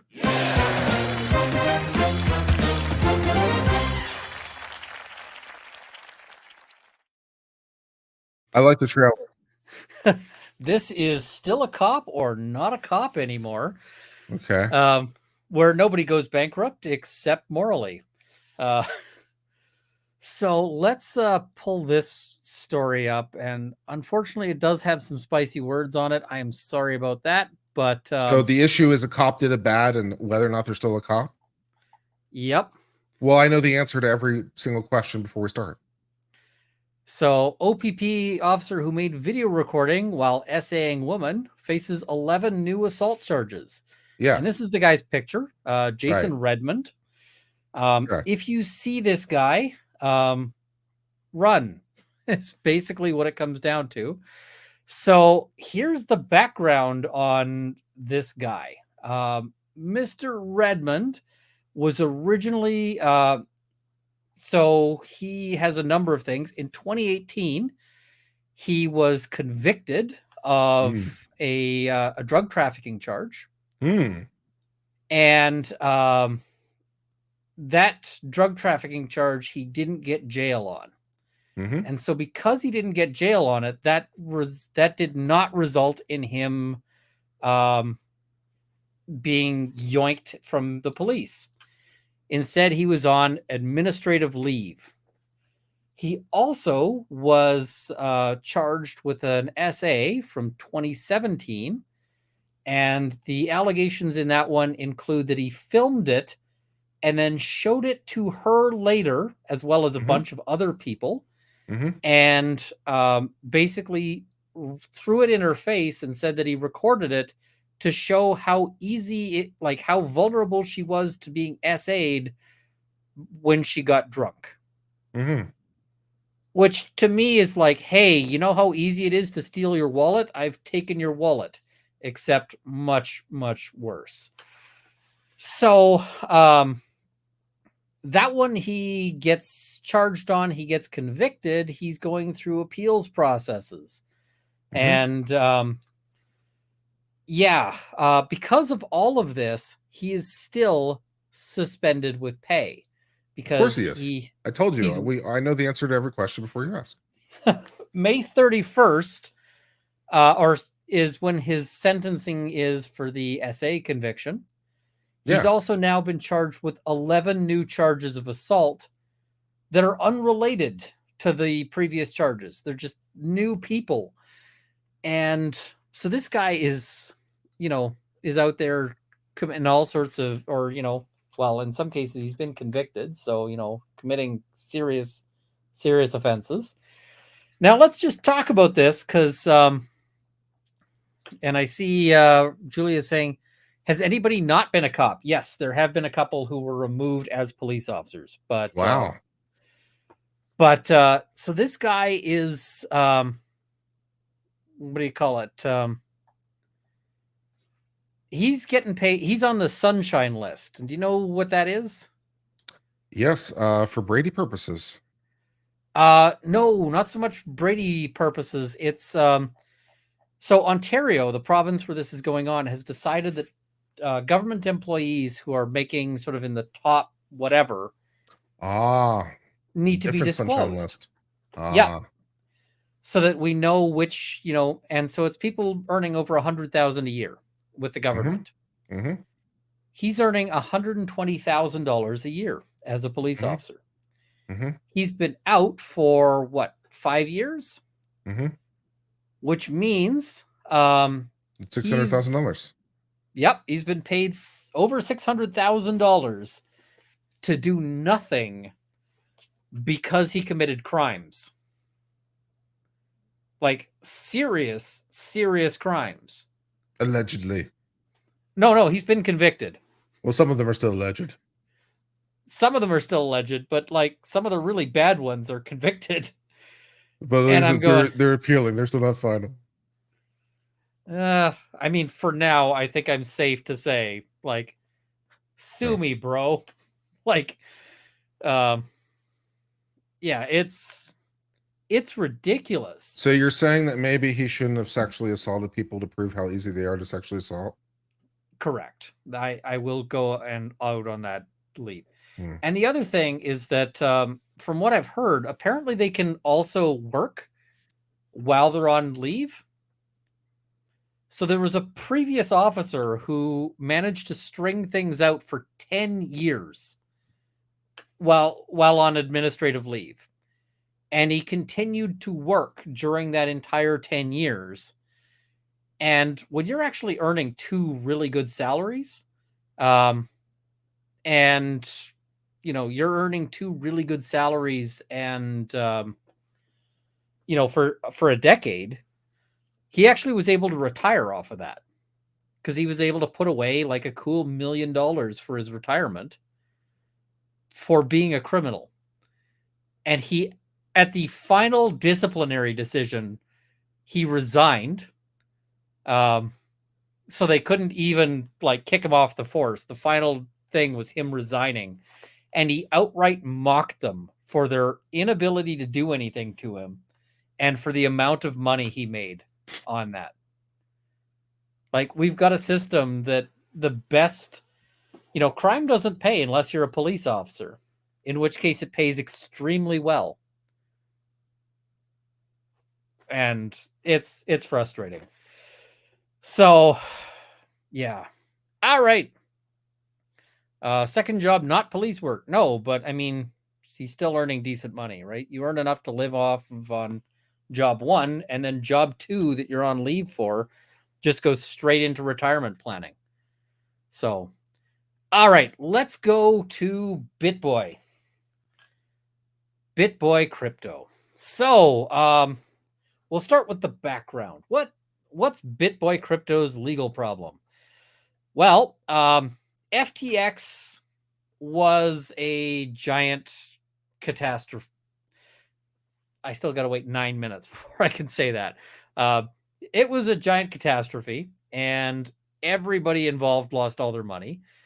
And so Sam Bankman-Fried is now on house arrest. He's facing, charges. He's facing all this stuff. The guy who unraveled the Enron stuff was brought in to help unravel FTX, and he described it as way worse than Enron. Oh, I'm being told I missed a swoop. He described it as way worse than Enron. So that's real bad because Enron was super bad.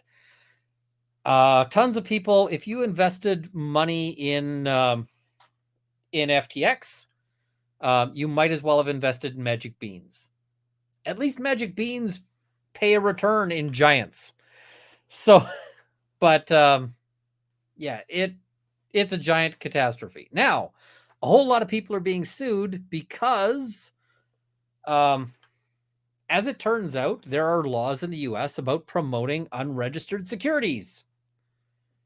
And so the allegation is that Bitboy Crypto was marketing securities and that those securities were unregistered. And so people are suing him to get money back. Why are they suing him? Because he's still got money and Sam Bankman-Fried does not. Yeah. That's basically it. You want, there's no point to suing certain people. Like if a homeless guy goes and, smashes up your car, sure, you could sue the homeless guy, but he's got no money. He's not going to be able to fix your car, right? So that's just kind of it. He's got money. Now, Bitboy Crypto says he is unhappy with this lawsuit. Very unhappy. I would think. He says, listen, I never promoted FTX. Mm-hmm. He says this lawsuit against me is frivolous. Mm-hmm. And he might be right. I don't know, right? But these are the kinds of arguments that are great to make in court. Like, hey, I'm alleged to have done a thing. I never did the thing. I'm going to leave now, right? That is, these are arguments that the court tends to accept if you can demonstrate them, right?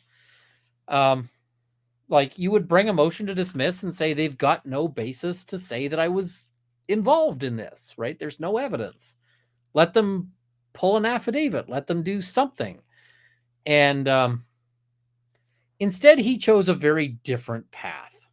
The path he took was to go online and to insult and harass, at least according to the documents that have been filed, the lawyer on the lawsuit, which is always a terrible idea because courts protect members of the justice system. You know, they think that you should have your day in court, but they think you should have your day in court and not just threaten the lawyer. They get very upset if you threaten the lawyer. Very, very upset. And so what does he do? Of course, that is exactly what he does, is he threatens the lawyer in some really dramatic ways, really terrible, stupid ways. And yeah, it's really a bad scene. So because of all of that, and because they were able to file things from his Twitter to say that he was behaving badly, the court had some opinions, and those opinions can be summed up something along the lines of, you are cordially invited, and that invited has an asterisk on it, which is, this is not an optional invitation. This is a get your butt into court, to attend court in order to explain yourself as to why you are engaging in this BS. And when I say this BS, like, he said things like, only a couple of Bitcoin will get you will be enough to get you shot. So he had a court date for April 20th, and the court specifically said, you will attend in person. He will attend with his counsel, but also in person. It is a specific direction that he be there as the human. Yeah. So did he do that? No. He didn't do it with style. Oh, I mean, he didn't do it with emphasis. So, but he did get a lawyer, and I will give him some props for getting a lawyer on this one.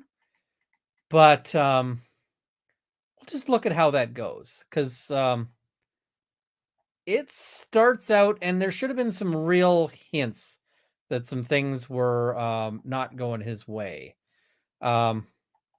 We'll look at sort of the tweets and so forth, because those are now part of the court filing. And yeah, we'll have a look, because there's some interesting stuff that happens on this one. So let's start with this, because this is just going to be Bitboy Crypto has been online saying that he's got the best lawyer, and his lawyer is way ahead of things. His lawyer is on the ball. His lawyer is so much smarter than I am. His lawyer is the best of all time. And I'm just gonna say his lawyer's not doing so well. So let's start with, we'll just bring this even up. the best lawyers could only do so much. Yeah, the best lawyers can only do so much, and I don't want to insult the guy, because I don't know. I mean, he's just struggling to deal with a very bad set of circumstances. His client seems like a delight, so that could be part of the problem.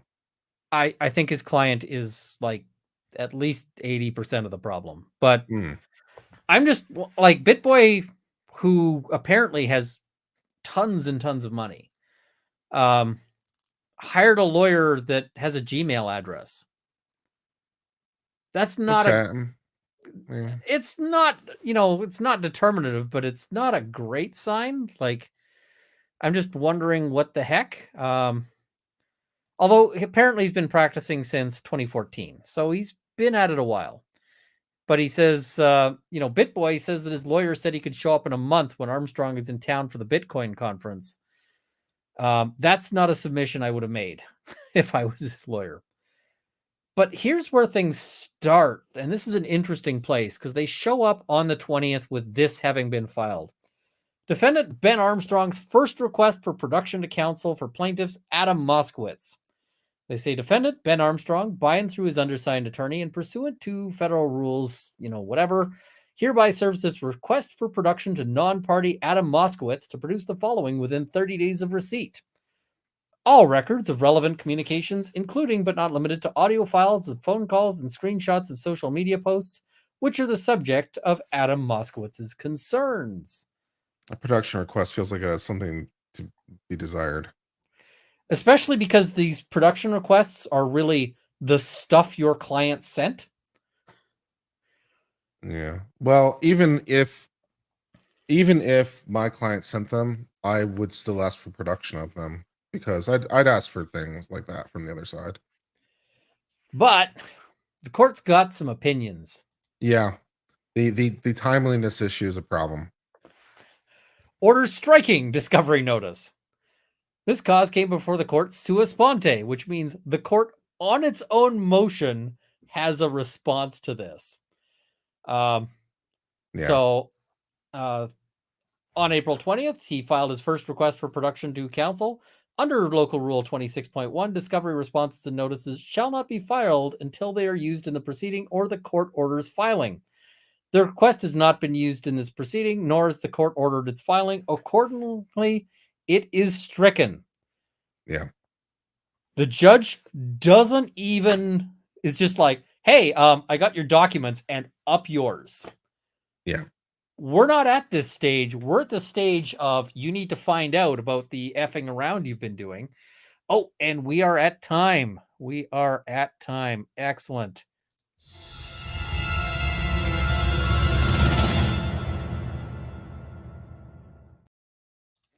So with that said, yeah, the court basically says the time we're at is you've been fucking around a lot. It is now time for you to do some finding out.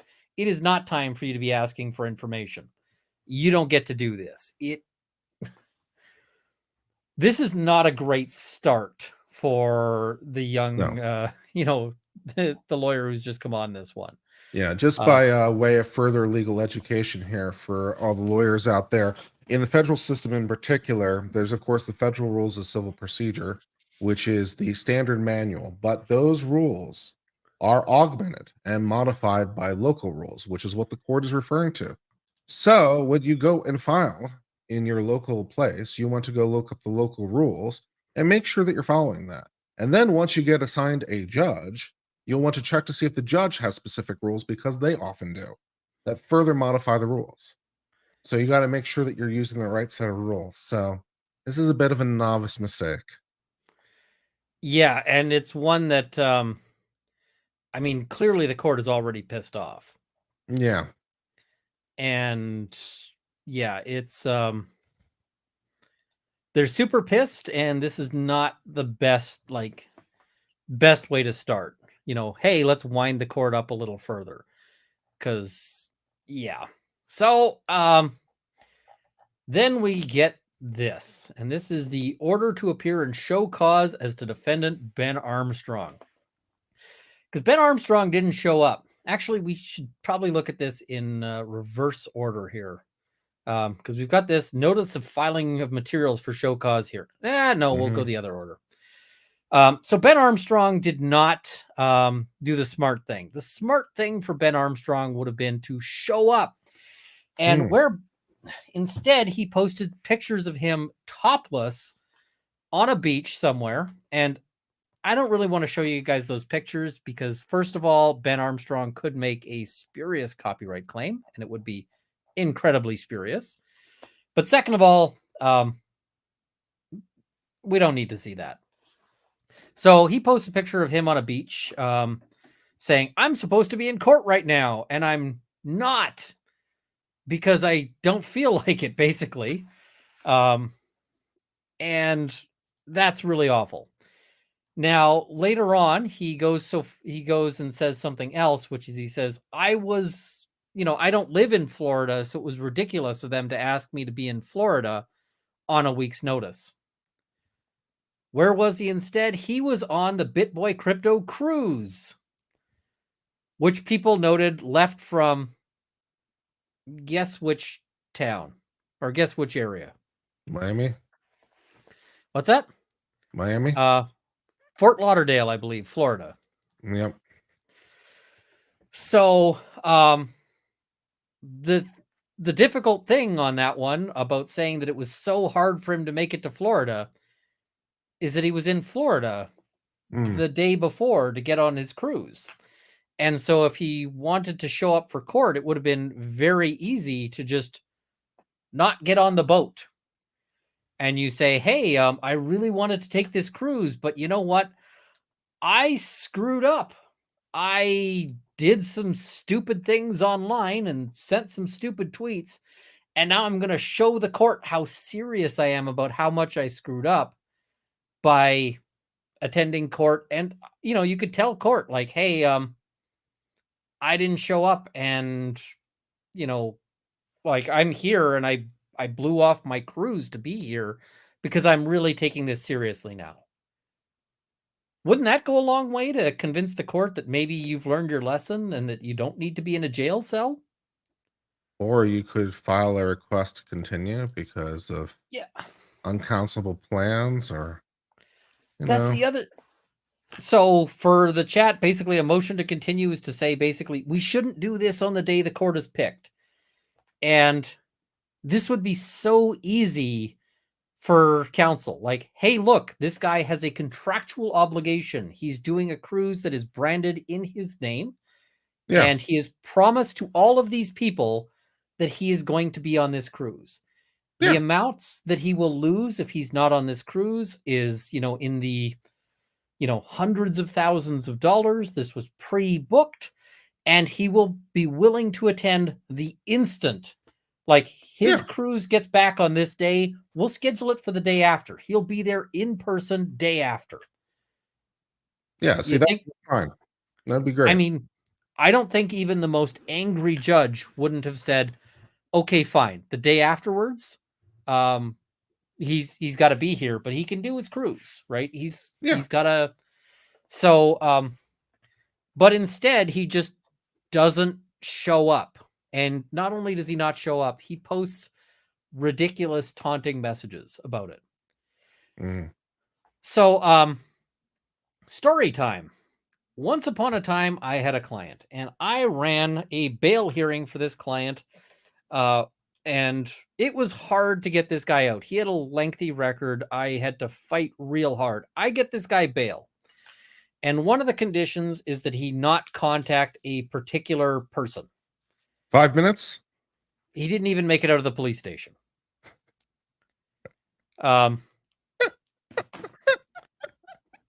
person was his girlfriend, and his girlfriend was at the police station physically giving a statement to the cops. And he's in the vestibule of the police station, phones the girlfriend who's in with a police officer. She picks it up, and it's like, it's him. And the cop has her throw that on speaker. He does. And the cop is like, okay, keep him talking, because, they're in a room where all of that is recorded. And the cop then goes out, grabs the phone out of my client's hand, and says, this is Officer so-and-so. I've just seized this phone from Mr. Idiot. And so that is on the recording from the interview room off the speakerphone. So in terms of establishing continuity of like that, who was on the other end of that line, they did really good on that. This guy, that client, was still a better client and a smarter client than Bitboy Crypto is being. Mm. But I feel like they're going to the same place. Mm. Oh no, calling the person you're not supposed to contact from inside the police station is pretty bad. That might be worse. But I mean, he's doing some real stupid stuff here. So, Bitboy Crypto has, really worked through the court's patience. So now we get to this fun document: order to appear and to show cause as to defendant Ben Armstrong. So this cause is before the court on plaintiff's request for a status conference to bring awareness of defendant Armstrong's harassment towards plaintiff's counsel, filed March 20th, 2023, and plaintiff's notice of proof of service on defendant Armstrong and materials for show cause hearing. And it's going to have some very quiet judicial spice. The court has considered the request and notice and the pertinent portions of the record, which is all the affidavits about Bitboy Crypto's BS. We covered that on previous streams. And is otherwise fully advised in the premises. The court also heard from plaintiff's counsel Adam Moskowitz and Jason Redmond, an attorney who appeared on behalf of defendant Ben Armstrong, at a status conference held on April 20th, 2023. So I will give points that Bitboy at least sent a lawyer, but the order said he also needed to be there, right? So, yeah, it gets worse. On March 15th, plaintiffs filed the instant lawsuit, a class action seeking to hold defendants, alleged YouTube and social media influencers and promoters responsible for plaintiffs' losses stemming from the collapse of the FTX cryptocurrency exchange. And plaintiffs allege the defendants each promoted, assisted in, and actively participated in the offer and sale of unregistered securities through their involvement with FTX Trading Limited and FTX and West Realm Shires and so forth. The complaint asserts 4 claims against each defendant requesting relief under Florida state law. And on March 20th, 5 days after commencing the instant action, plaintiffs filed a notice of filing and request for a status conference to bring awareness of defendant Armstrong's harassment towards plaintiffs' counsel. Now, I'll just note that I really appreciated, apparently Moskowitz noted that, when they were going through things, various sort of stars were approached by FTX, and only one of them said no deal. Taylor Swift. Taylor Swift apparently was brought into these meetings, and she's like, can you tell me that these are not unregistered securities? And when they couldn't answer that question to Taylor Swift's satisfaction, she shook it off. She shook it off. There we go. She walked. And people have pointed out that she's the kid of bankers. And so she had some, but she turned down $100 million. And she walked. And you know what? I'm betting that is a smart business decision. I see my girl Tay Tay. You know what? I always thought she's got great music, but now I'm kind of a fan for having some brains on her. That's impressive. So I'm super impressed, Taylor Swift. That was some great moves. But plaintiffs allege that shortly after the complaint was filed, defendant Ben Armstrong began harassing plaintiffs' counsel, Adam Moskowitz, by making numerous phone calls to Mr. Moskowitz's law firm, posting insulting and threatening messages on social media platforms, including Twitter and YouTube, and sending emails threatening Mr. Moskowitz and his family. And the complaint says that he's got more than 1.5 million subscribers. Hey, folks, if you haven't hit that subscribe button, I'm a long way away from 1.5 million. So, but if all of you today hit that button, I will still be a long way away from 1.5 million, but right. A little tiny step closer. We'll get Taylor Swift to shout him out. That could help. Yeah, no. Hey, Tay Tay, if you want to give a shout out to this stream, thumbs up. And hey, maybe Bitboy Crypto tossing a link will help. So I'm not sure that's going to help as much. Yeah, it's actually kind of interesting because Bitboy Crypto has really terrible engagement on his tweets. Like a 1 million subscriber or 1 million follower Twitter account comes in to mock me and was unable to ratio me. Like, that is the worst failed ratio I've ever seen.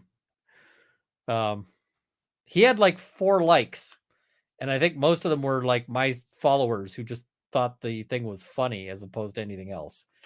I see Bitboy was using you as free advertising. That's sad because he's got 1 million followers and I've got 100,000, but I guess mine are actually people. I don't know how many of his are, but what if he makes a video responding to you, Ian? Bring it. So given this pattern, maybe he'll slide into my DMs. We'll see. Hopefully not that way. All right. So this court start of a whole new thing. So this court directed plaintiff's counsel to notify when he was served. He was served. On April 12th, this court ordered defendant Armstrong to personally appear on April 20th. Lots of people have said, oh, well, he wasn't personally ordered to appear. They just said his counsel. No, court is saying he was directed. He needs to be here in person. And that is what the order said, right? For a status conference to address the matters alleged. And the court directed plaintiff's counsel to 1, email a copy of the order to defendant Armstrong in his personal email, mail a copy to him through certified mail, file a notice of compliance by April 14th, and they filed it April 12th. So they got right on that. So, although expressly ordered to appear, defendant Armstrong failed to appear at the status conference held on April 20th, 2023. Let me tell you, if you are personally ordered to appear in court, you personally make it. I have heard of lawyers canceling trial days because they had directions to personally appear. Yeah. This is a funny comment here. Be careful, Ian. He might send First Amendment protesters to surround your house 24/7. Hope he provides them with coats. I really hope he sends a bunch of like Floridians up here, because I can tell you it was snowing outside earlier. Floridians, welcome to winter. Winter here ain't playing, even though it's a little warmer. But yeah, it's so. Mr. Rindenau indicated he was retained by defendant Armstrong to appear on his behalf. And so he did file a notice of appearance. That's great. Mr. Rindenau stated that defendant Armstrong was aware he'd been ordered to appear at the status conference pursuant to this court's order, but he was unable to explain why his client had not appeared as directed. I'm just going to say this is a real bad thing to appear in an order. Unable to explain why his client had not appeared as directed basically means you are in a world of crap. And the thing is, he actually does have a decent explanation. If he didn't also tweet. If he just not tweeted at all, he would have had a decent explanation. So you're saying the client opening their own mouth was a bad idea? Yeah, I mean, I know that's a surprising thing and that nobody's ever heard about this, but this is also interesting because Armstrong is on Twitter saying that his lawyer said, "Oh, I didn't need to be there." You would think that Mr. Rindenau, if he'd said that Bitboy Crypto didn't need to be there, would have put that in here, right? Like, wouldn't that be a place where you'd say, "Oh, I apologize. I misread the order and thought he didn't have to be here in person. That's why he's not here. I told him he didn't have to be. I'm sorry, court." But no. So, see, how much do you want to bet Bitboy didn't tell him he was ordered to personally attend? If he didn't check the order himself, that lawyer, then that lawyer has behaved negligently. Yeah. There's going to be a discussion if both the client and lawyer show up. There's going to be a discussion about what the hell's going on.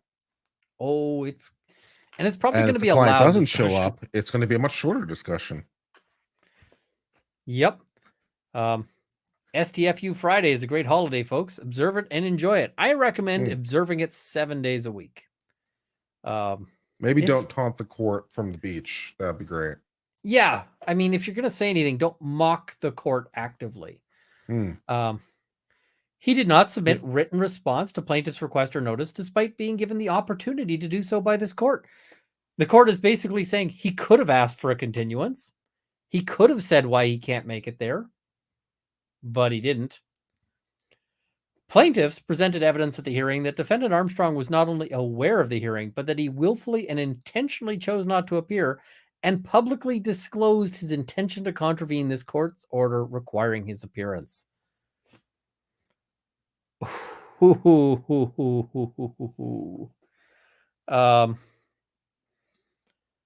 Oh, that's bad.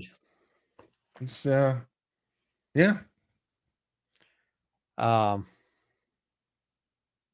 Yeah. Defiantly, one would say. Yep. As explained on the record at the status conference, the court finds that defendant Armstrong failed to comply with this court's order by failing to appear. So now that's a finding. After being placed under oath, Mr. Moskowitz testified that he was in fear of his personal safety and his family's safety because of the persistent communications, messages, and threats allegedly made by defendant Armstrong against Mr. Moskowitz, his family, and his law firm. According to the declaration of Lorenza Ospina, a paralegal at Mr. Moskowitz's law firm, the law firm received an email on March 16th, 2023, stating in relevant part, "Only a couple of bitcoins get you and your family shot. Please be careful. These people are dangerous and you have provoked them." Mr. Moskowitz indicated that he reported the alleged threats to local law enforcement authorities and the FBI. The court found Mr. Moskowitz's representations, made under oath, credible. This is an understatement. This is like soft playing the details, right? This is telling us that Mr. Armstrong is in a world of shit. Yeah. Counsel for defendant Armstrong, Mr. Rindenau, indicated that he was sympathetic towards Mr. Moskowitz's concerns for his and his family's safety, but asserted that any perceived threats pertained to the threat of litigation rather than physical harm. Can you imagine having to make that submission to the court with a straight face? Can you imagine what his credibility with the court is right now? Mr. Rindenau's credibility with this court? Because if I was the court, I'd be like, are you fucking kidding me? You're telling me that a couple of bitcoins get you shot is referring to the threat of litigation? Who gets shot in litigation, sir?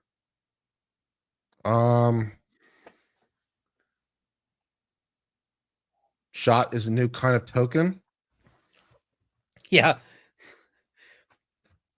You know what? It probably will be by the end of the week and then won't be by the end of the month. And I know that that's like a real short time frame. And yeah. All right. Do you want to get shot? Sign up at uncivillaw.shot.coin. We are not promoting any actual coins here, YouTube censors, because we are just having a fun. But yeah. Uncivil law guarantees. No, he does not. ROI. He does not. All right. So then they have a discussion about free speech, which basically says free speech is particularly strong with regards to prior restraints. Oh, right. We were just talking about that with Afroman, right? So, yeah, or administrative and judicial orders forbidding certain communications when issued in advance of the time that such communications are to occur. So the courts are real reluctant to do that. Nevertheless, courts have made a distinction between communication and harassment. The difference is one between free speech and conduct that may be prescribed. So, accordingly, courts do have the power to enjoin harassing communication. Mm-hmm. The court finds that plaintiff's counsel has presented sufficient evidence to demonstrate that defendant Armstrong has crossed the line from civil communications with plaintiff's counsel to harassment in connection with this matter. No shit. That one's kind of a given. This harassment has occurred in the form of repetitive telephone calls to plaintiff's counsel's law firm and threats, direct or indirect, real or perceived, to plaintiffs and plaintiff counsel's safety. And yeah, sorry, people. I know there's some people who don't like the swearing, but we are doing this for right now.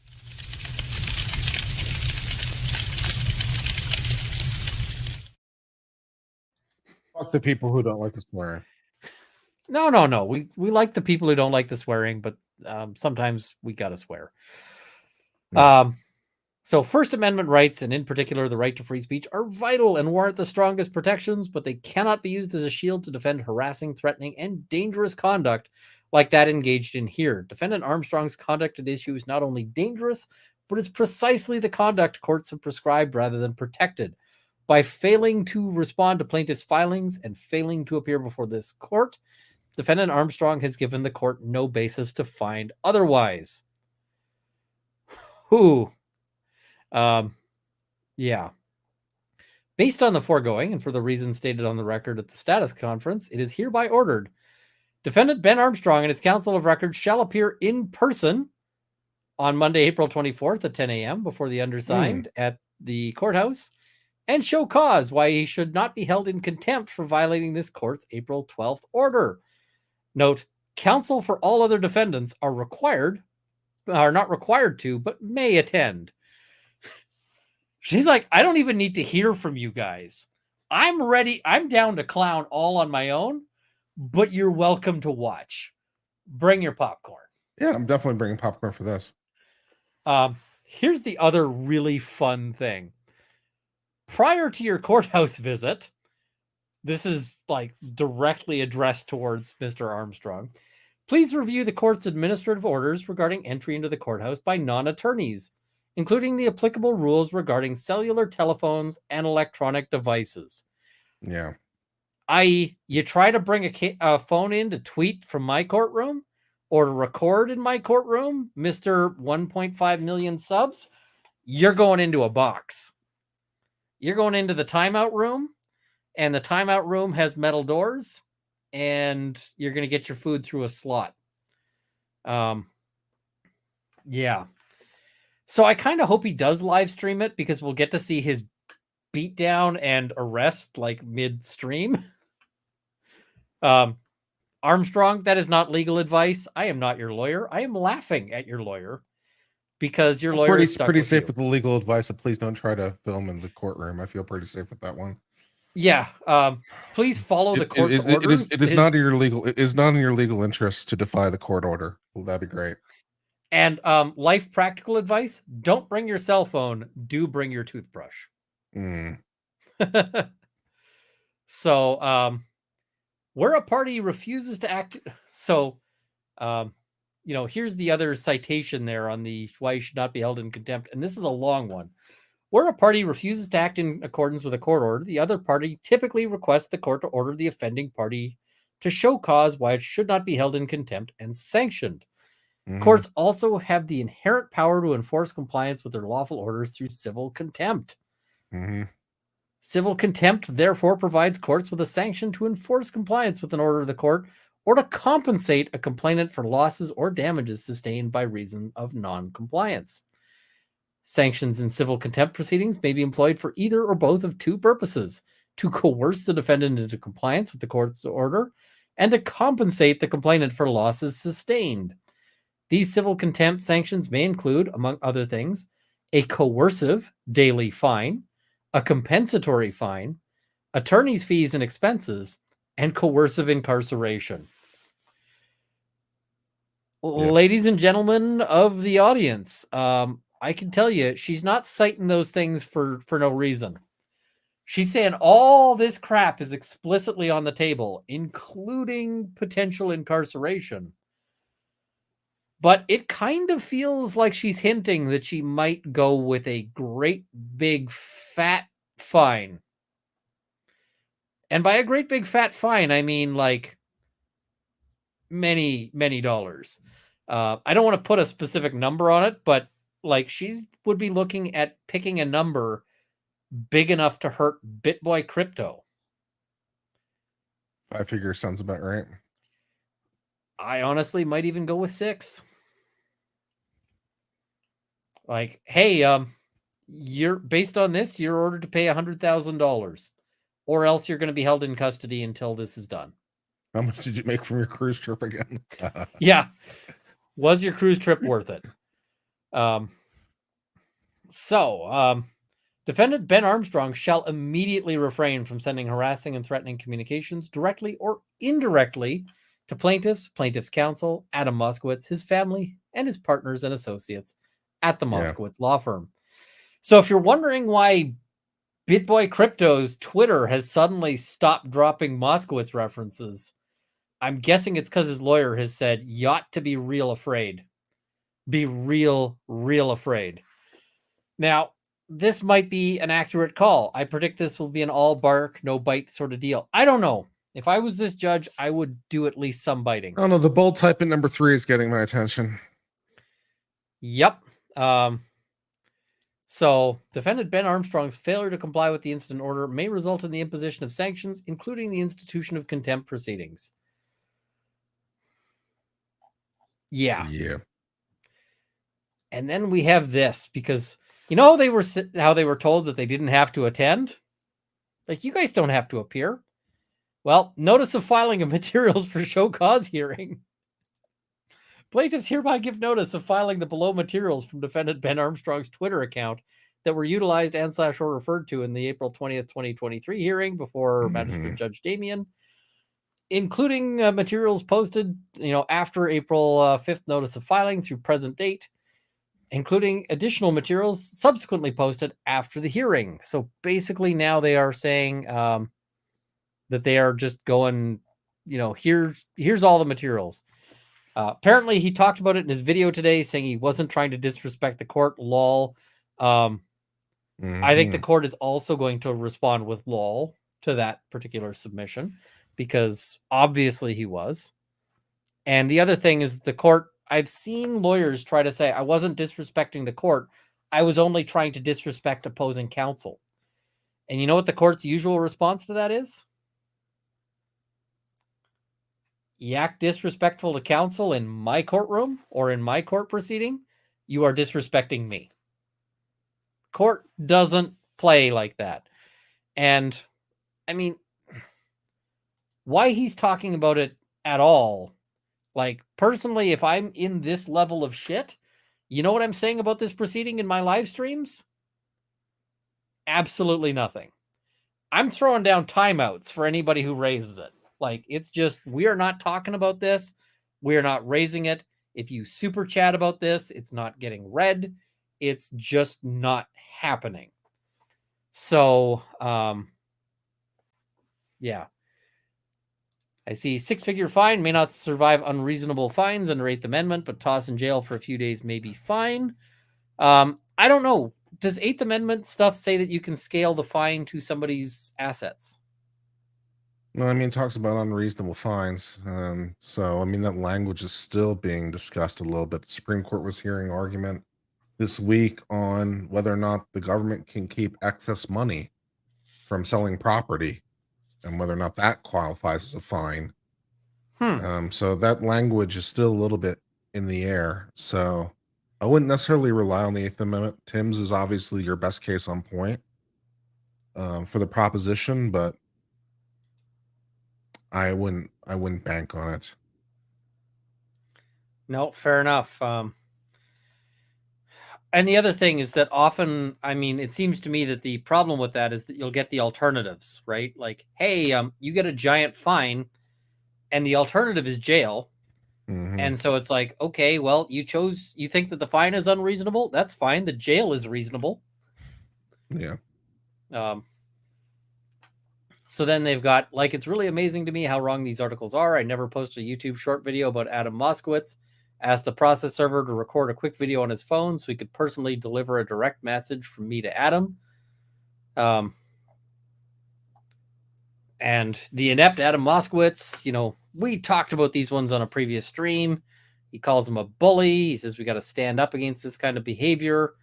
And I mean, at this point, we're not going too bad. Adam still sucks as a human. That's not terrible. So, but now he's going on to call him a fragile pussy. And it gets even worse. This is where we start getting into, like, oh my God, please stop if you're the lawyer. I will continue to relentlessly bully people that prey on the innocent and the weak. Adam Moskowitz does not get to inconvenience me.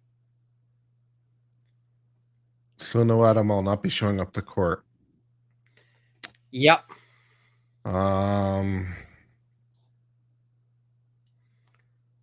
Danger, Will Robinson, danger. Yeah, all of this is danger.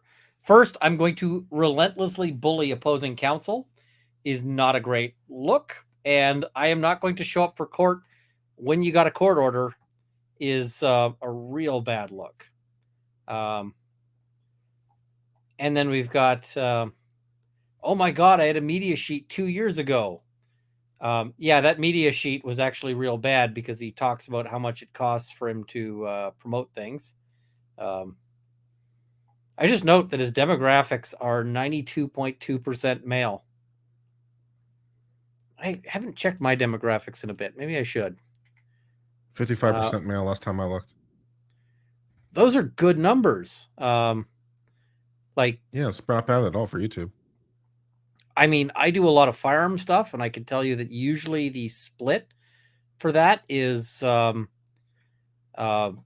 like 95% male and 5% female. For the last 28 days, my split is 63.4% female and 36.4% male. Getting the ladies, all right. Well, and this is really hilarious because I had some guy on Twitter who was trying to accuse me of being a misogynist. How'd that go for you? Like, sorry, I'm surprised on that one. So yeah, misogynist is like racist. It doesn't mean anything anymore. It's just a term. Or even transphobic. It just doesn't mean anything. It's just something people throws out to shut down your opinion. Well, he got so badly ratioed by all the people who were like, no. But yeah, paging Adam Moskowitz, you too can actually become a good lawyer and use AI for due diligence since you suck at it and should be disbarred. That's the kind of comment that should get you, or that can get you into trouble. Inferior lawyers just don't matter to me, period. But something tells me I'm still going to see Adam Moskowitz tomorrow, just not in court. All cryptic tweets sponsored by stake.com. Honestly, if I was stake.com, I would be wondering about my association with this guy at this point. Yeah. Who is stake.com? They want to show up in court. Holy shit. Yeah, I mean, they could end up getting dragged in potentially. He called Adam Moskowitz a clout-chasing whore. A little much. Called him a bitch. That's not a great line there. No. Calls him a lying whore. So Ben Armstrong is, he doesn't have great feelings about women generally. What is it? When this is over and I come for Adam's law license, I've said this on streams before. I've had people threaten that they are going to come after my law license. Uh-huh. And you know what? I'm still here. Not a single one of them has successfully accomplished a damn thing in that respect. And whenever somebody threatens that they're going to come after my law license, that means they're clowning. That's what that means. You don't, unless you've got like serious ammunition. Yeah. He calls him a former client and he has stolen your money, then, we'll talk. But, yeah. Or, are you a former or a current client and he's sleeping with you? Then we'll talk. He calls him a crooked ambulance chasing $1 billion attorney in quotes. He says, you all need to be the enemy of Adam Moskowitz. He calls him a cuck. That's a popular. Oh, did he now? That's a good. That'll get the court's attention. Yeah. So, what is it? He said that he never promoted FTX or had an affiliate link. Okay. That would be a great argument in court if you can establish this, right? It's just, oh my God. So yeah, he says, because I invested in FTT and said I believed it was a good coin in 2021 due to the success of FTX, that I'm liable for promotion. Well, he's going to have to turn over whether he got paid at all to talk about FTT. Because if he did get paid to talk about FTT, then he's in some crap. So, I mean, he's making some good arguments here about if you've ever tweeted or posted about a coin, including Bitcoin, even though you were not paid to or had no official contact, you can be held liable legally. That he's making some good arguments there. But these are arguments to make in court as opposed to on Twitter. Once again, calls him a cuck. Now, here's where we get into the dumbest things you could possibly be doing. I am supposed to be in court today. That's an admission, folks. That's like a confession right here. Right? He admits that he was supposed to be in court. I'm not. Why? Because I don't give AF. He doesn't give a fuck. That's ring your bell territory. Yep. Hi, Ben. I'm a federal judge. Can't help noticing your tweet here. I have some thoughts I'd like to ask you about it a little bit more. Yep. Uh, Yep. That is just apparently this is sponsored by stake.com. So with stake.com's counsel like to also show up. I might have some thoughts. What the fuck? Stake.com. If I was stake.com, I might have some thoughts about whether or not I wanted to be associated with if I were stake.com, I'd be filing a miscellaneous notice in the court being like, we have nothing to do with this. We're no part of this. We don't encourage this. Yeah, no, I'd be like, we have terminated. I mean, I can't say what they, I'm not encouraging them to do anything, outside of contract or whatever, but I'd be concerned. This was not what we had in mind when we were deciding to affiliate. Yep. And he's got his tongue out. That's awesome. We're going to skip past the nipples. Guys, I missed court, but still ran into Adam Moskowitz and we made up. Photos of me and Adam Moskowitz, sponsored by stake.com.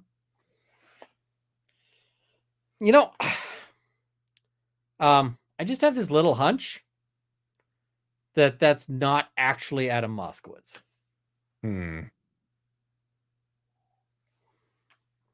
Chat, do you think that's actually Adam Moskowitz? Am I out to lunch here that I suspect that this is not Adam Moskowitz?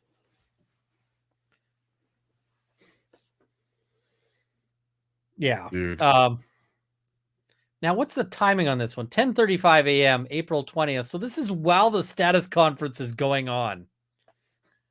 Like literally while the judge is in court going, stop it. He's sitting there posting this crap. I want to go to this hearing. Where is this being held again? Florida. Maybe it's time for a road trip. Because I kind of want to be here for this one. Holy shit.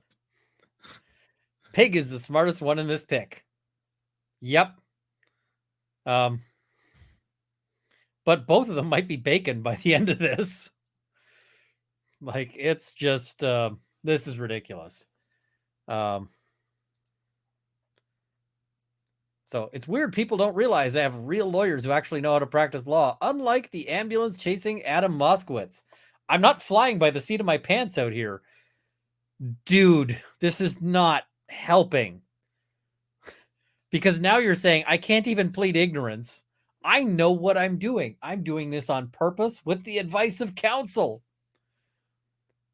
You know who this really screws over is his lawyer. This is counsel. Yeah. Oh, his poor lawyer. So anyone have a space I could crash in Miami? Miami folks, Kurt needs a place to crash. So Stephanie Murray put Bitboy Crypto is due in court today to explain why he's harassing the class action lawyer suing him. Instead, he's shirtless on the beach. Lawyers say he could screw himself over and get held in contempt of court or face other sanctions for choosing the Bahamas over the courtroom. And he responds with, this is accurate. Some of you may still be in your wear a shirt on the beach or in a pool era. That's cool and all, but my prayer is that one day you come out of your shirt and embrace waist up male nudity. Yeah, the part that's accurate is you might screw yourself over and get held in contempt of court or face other sanctions. The last time you're going to see a bad guy like this again, let me tell you, well, come on, make way for the bad guy. There's a bad guy coming through, Tony Montana. He's bragging about it. Ask Viva. Viva might be able to put you up. All right. You need people like me so you can point your effing finger and say, that's the bad guy. Tony Montana, Scarface. Haters said we couldn't do it, but we rode every water slide. Put this one on the wanted poster, boys. I don't like this one. I'm just going to try to skip past it because that one's got a picture of his kid. So I would have left that one out, but they're being complete. Which ship is that? He's We've the done one this. that posted it on his own Twitter. It's his own damn fault. That's true. So, which ship is that? We've done 3 cruises in the last year, and I still miss the food. Independence of the Seas. Well, let me tell you about a fantastic cruise ship that you could take. Have you heard about Carnival? Have you heard about Celebrity Cruises? They do some really great ships, cruises, and if your loved one dies on the ship, they've got you all covered. So you can learn more about that story on my channel on civil law. He says, proud to announce my next book, Catching Up to the Commissary, How to Trade Altcoins for Contraband and Cigarettes in Prison. I'm just going to say there's 2 things on this. One, he's boasting about how he might go to prison. 2, he's saying that once in prison, he's going to deal in contraband.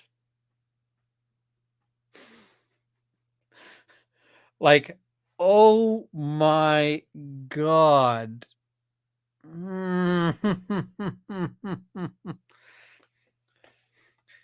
If I was his lawyer, I would probably be literally catching fire right now.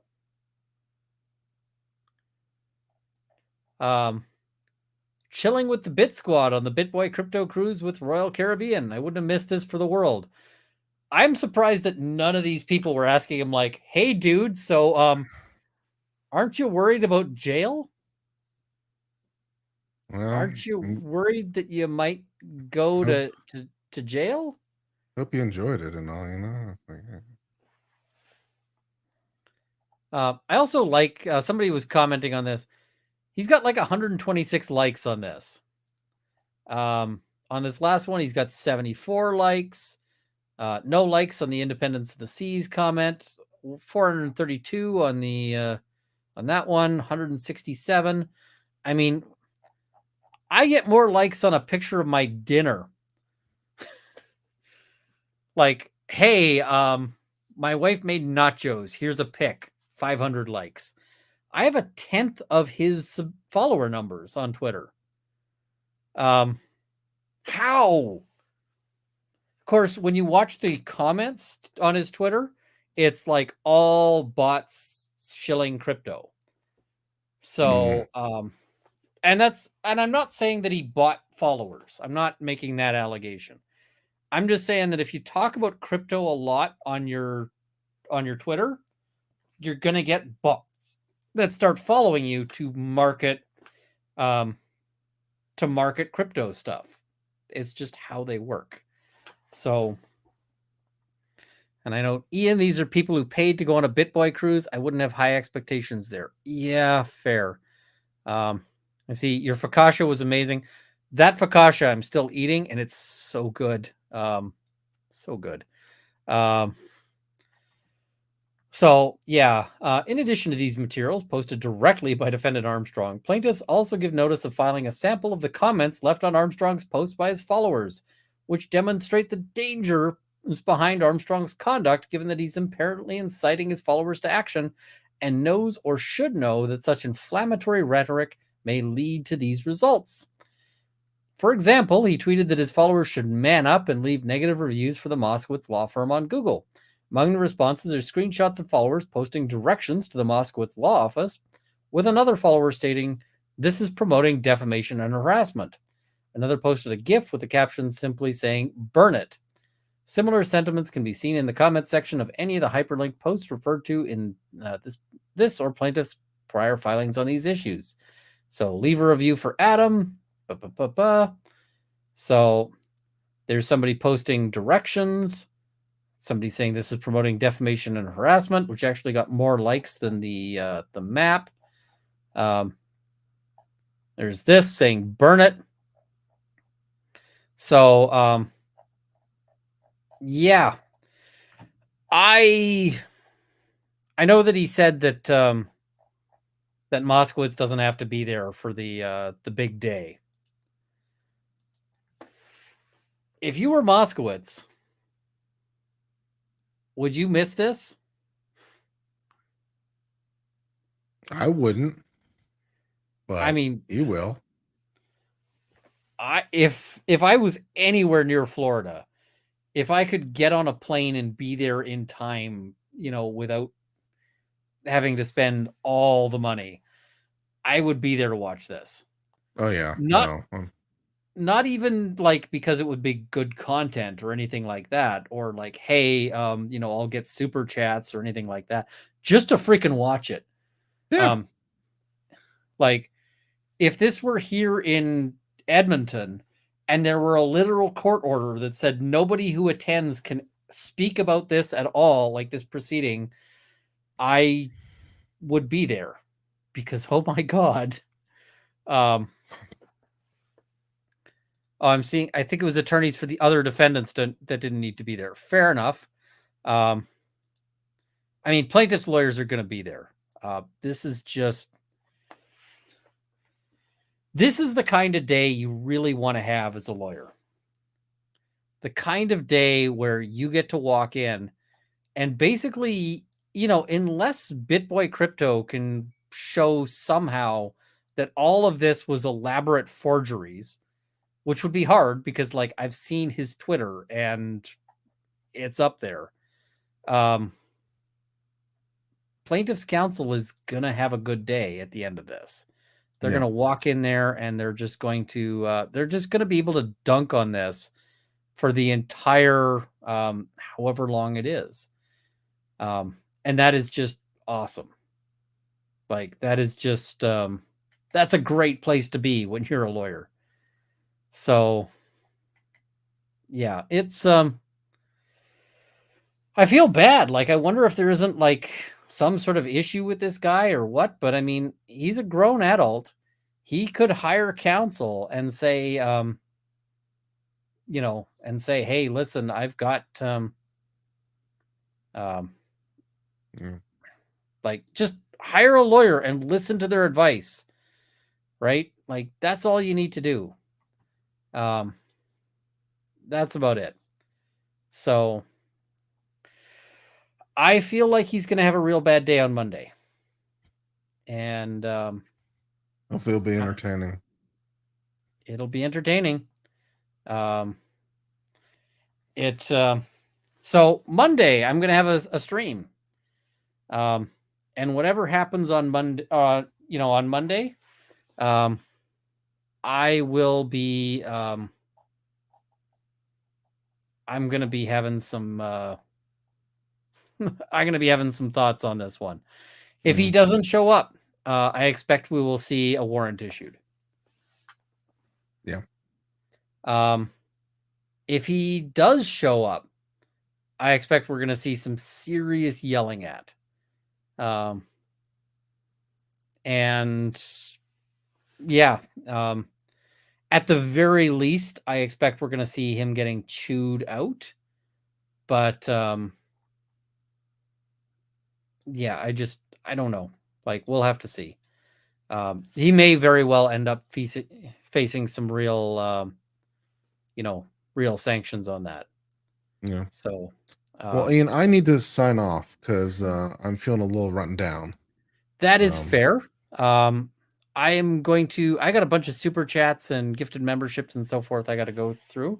Tell everyone about your channel again. So yeah, I run the channel Uncivil Law, and for the last 3 weeks in the morning, we've been doing a morning stream that's been going really well. We've been trying different times around the 9:30 a.m., 10 o'clock, 10:30 a.m. Central Time. So been experimenting with times in that time frame. Probably going to go towards the earlier part of the time frame. So probably like 9:30, 9:45 Central Time, and it'll be 5 days a week, and it's about an hour long, and we hit, say, like 8 legal topics and try to discuss them, and then as interest results in things, we can discuss more things as things go on. So check me out in the mornings, 9:30 Central Time. I'll give at least an hour's notice of the exact time every day, so you'll know exactly when it is. If you don't get notifications through YouTube because YouTube sucks, you can always get notifications through Twitter because it automatically posts notifications there as well. And check it out. And you can see the story about the cruise line that had the dead body in the drinks cooler I posted today, and also the story about 7M, this talent management agency that's now been sued by its former dancers for being a cult that stole all their money and force them into work and other Ooh. sort of nefarious things. So you can check out those stories and more on Uncivil Law. Check it out, folks. I'm gonna have to watch those things because I gotta say, was it Bitboy Crypto's cruise that had the shame. Yeah, But right. no, that's a great time slot because I know a lot of people say, hey, we like we like to have something to listen to while we're at work. And so, folks, if you're needing something to listen to while you're at work to keep yourself from going completely insane, we Kurt's got you covered. All right, let me sign off. I'll talk to you later. Talk to you later. Bye-bye. Bye. All right. So I am behind on, first of all, some gifted memberships there. So I see people saying I would have assumed they would have had a more. I would have assumed too, or at least a freezer. Rachel Duick, thank you for 10 gifted memberships quite a while ago, and another 10 gifted memberships. Much appreciated. Parallel Jen, thank you for 5 gifted memberships. Judy, you got this. Thank you for the member chat. Rob Cape, EDB Kimono. What should Runkles get? There was some talk about a cloak. I got busy and I haven't responded to people. So, yeah. Krieg's member for 8 months. My people, education time on being screeched in. Yes. So screeched in is sort of a Newfoundland tradition. I haven't actually done it in Newfoundland, but I want to.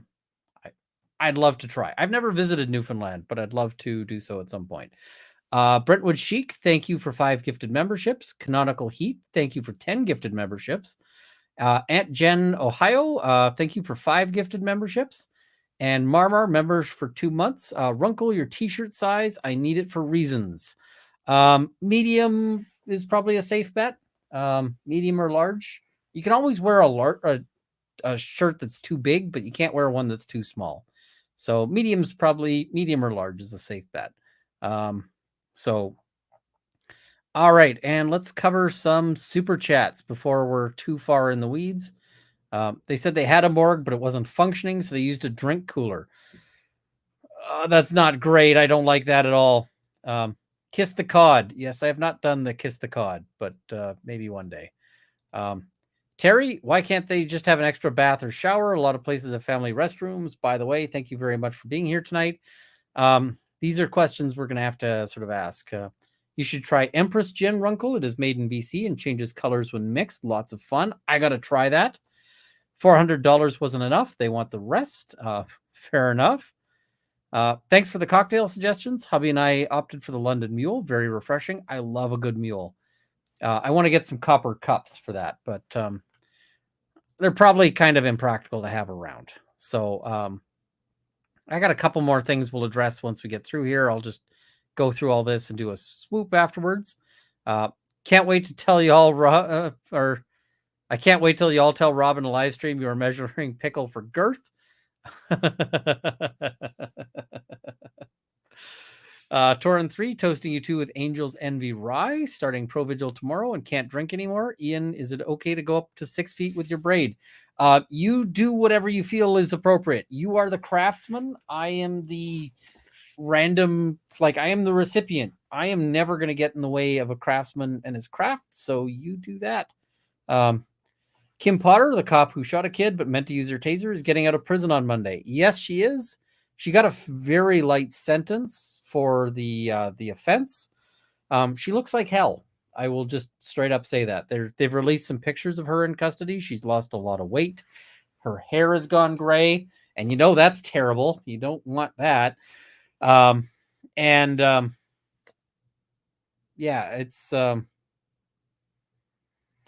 it's rough.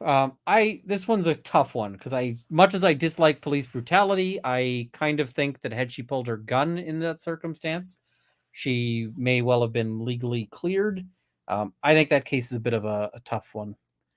Joe Loy, Night Ian, take care. Thank you very much. Have a good night.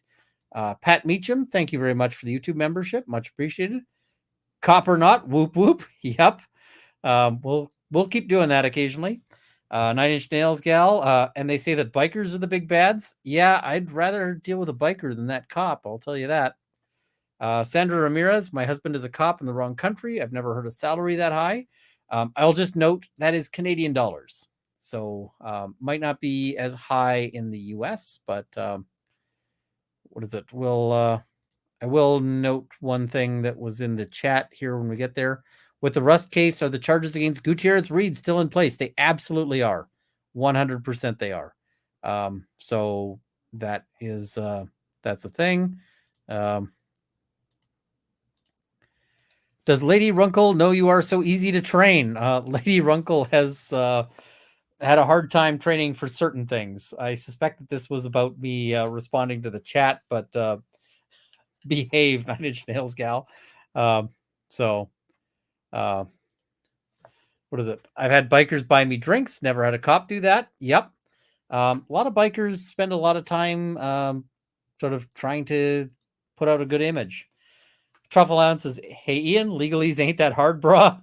With the throwing the horns. Awesome. Kurt, sorry we didn't get to this in time. Did you hear about the guy leaking government papers to a Minecraft Discord Reddit? Crazy, wasted his life. Haven't heard much on it. Love to you both. I heard about that one.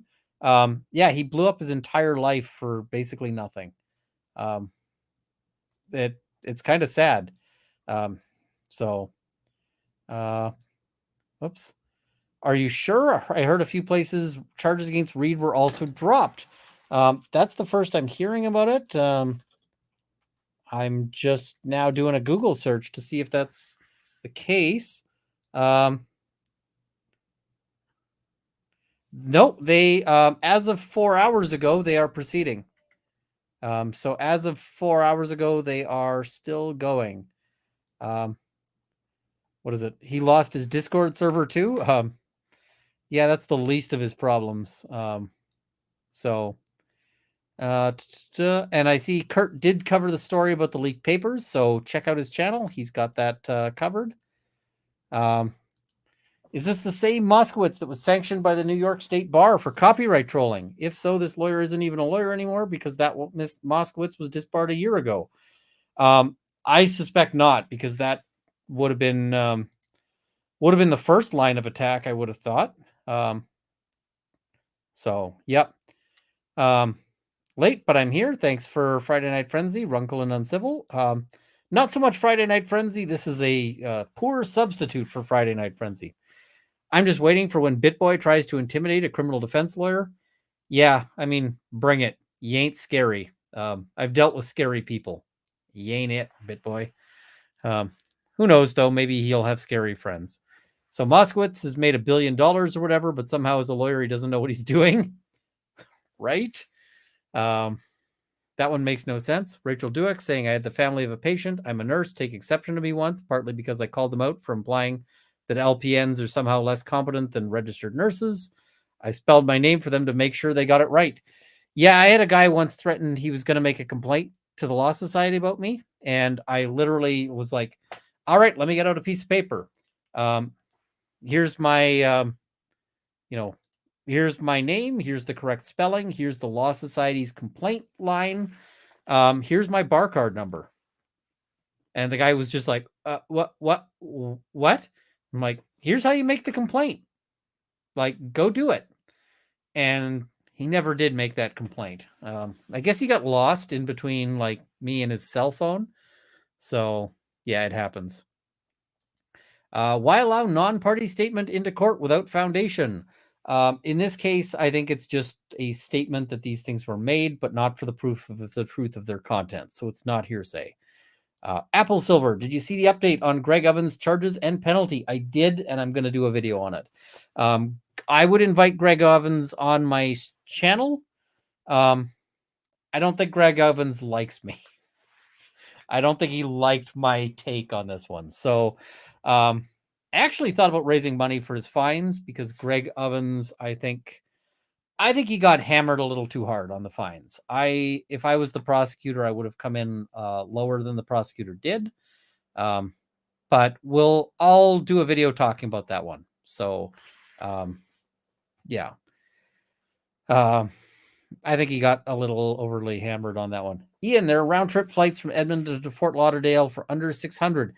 Yes, but I have obligations on Monday, and I can't move those obligations in time, because if I blew off my obligations, I could be punished.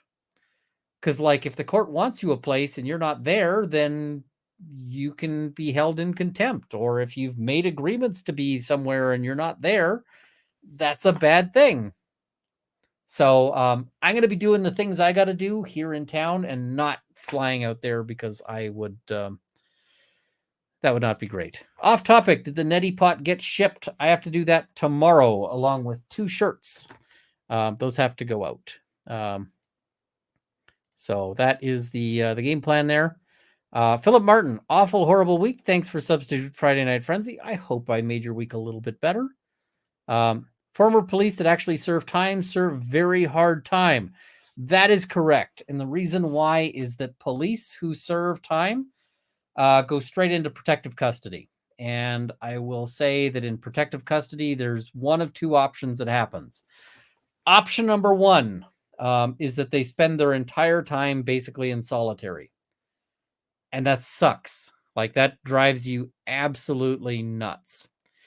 Option number 2 is that they serve their time with the other people who are in protective custody. Now, you might be wondering, why don't they serve with other cops? Well, there's not usually enough cops in prison for them to have a cop cellmate. Instead, they usually get put with somebody else who's in protective custody. And you know who else is in protective custody? Well, gang members who they're not going to put a police officer with. Sometimes gang members who are at risk of violence go into protective custody. They're not putting a cop in a cell with that guy. Other candidate, child molesters, because that's who else goes into protective custody. And I got to say, a cop being stuck in a cell with a child molester for like 4 years, that's a rough time. So yeah, I'm seeing, can we see the neti pot? I will have to get the neti pot. I'm going to take a second there to pull that up. I'll have to step aside there. We have some thirst chats here. I'd like to see you in a tight, too small t-shirt. Behave, but also no, you wouldn't. Ian, that was Leibowitz. Yes. Okay. That makes sense. So that was Leibowitz. I am going to finish my bourbon. The bourbon was lovely. I got to say that. The bourbon was absolutely lovely. I see Runkle, best hearsay exception was in the awful Lori Vallow case this week. Your Honor, I'm not offering it for the truth of the matter that Charles was a zombie. I'm offering it, I'm guessing that was to show that it was made. So I'm going to finish my bourbon. I'm going to put you guys in the I will be right back room. I'm going to go make myself a martini because I feel like a martini. I described a martini before. I'm going to make myself one. We got a few more things to talk about, and then I will be right back. That was an excellent bourbon, by the way. And yes, Leibowitz was hilarious. Thanks, Leonard French. Go on to Leonard French's channel. Leonard French is one of the people who actually...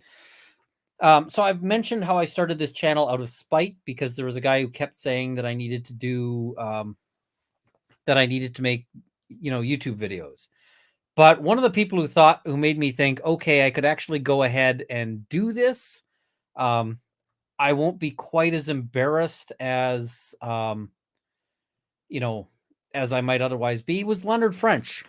Leonard French made me think that maybe I could stand to show, to show up on one of these things.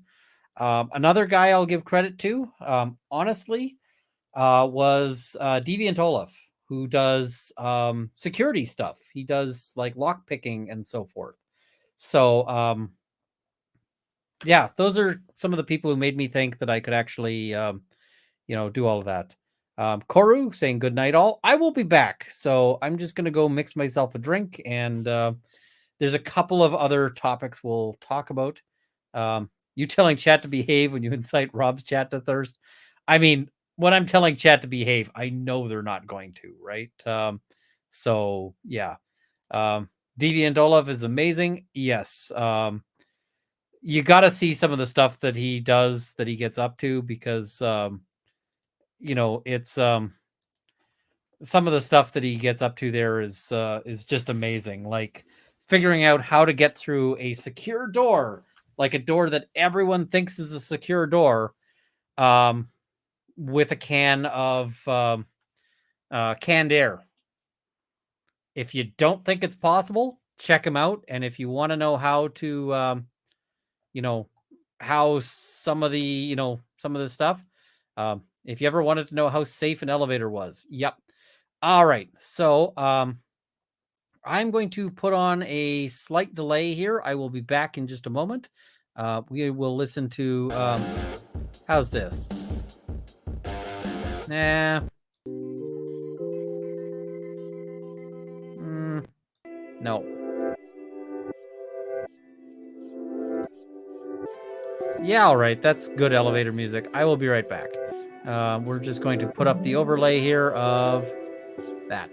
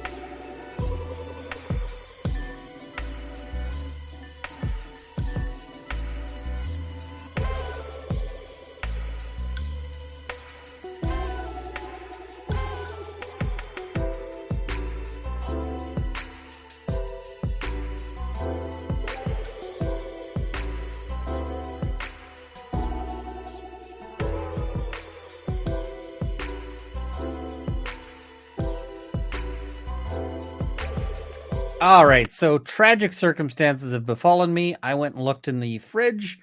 I neither have vermouth, which is kind of necessary for a martini. Not a lot of vermouth, but I'm not a big fan of the zero. I think that a martini properly should have a little bit of vermouth. And I'm also out of olives. So my martini was destined to be a very sad martini. It was going to be depression martini. So instead, I've got Clamato Caesar in a can.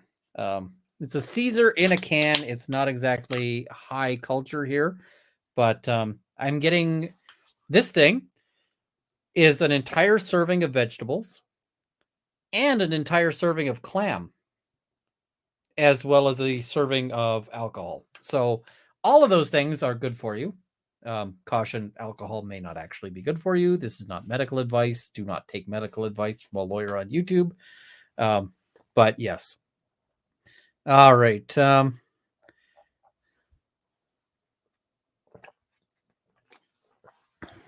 Seeing weed places deliver. I don't think they deliver where I am, but I'm not feeling that. That's not what I'm feeling. Now, let's talk about something I did a video on, because I've seen some people asking questions, and I'm just going to say this is one of the most ridiculous stories that I have ever heard. So let's pull this story up. Stop screen, present, share screen. This one right here. And we're going to have to embiggen. So this is the City of Edmonton's webpage talking about the Talus Dome. Apparently called Urban Fragments. I don't know why that's there.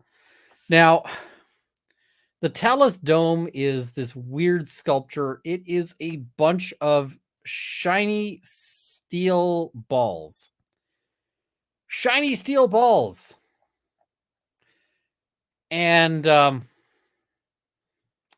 yeah, the important, oh crap, I forgot to get the neti pot. I'll be right back. 1 sec.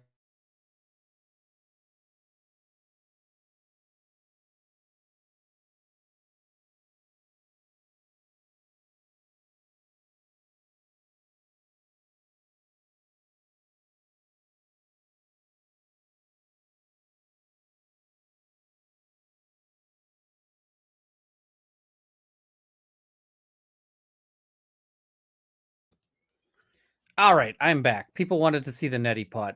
Now, this thing is bizarre. Oh, I suppose I should also do this. Swoop-de-swoop. All right. So,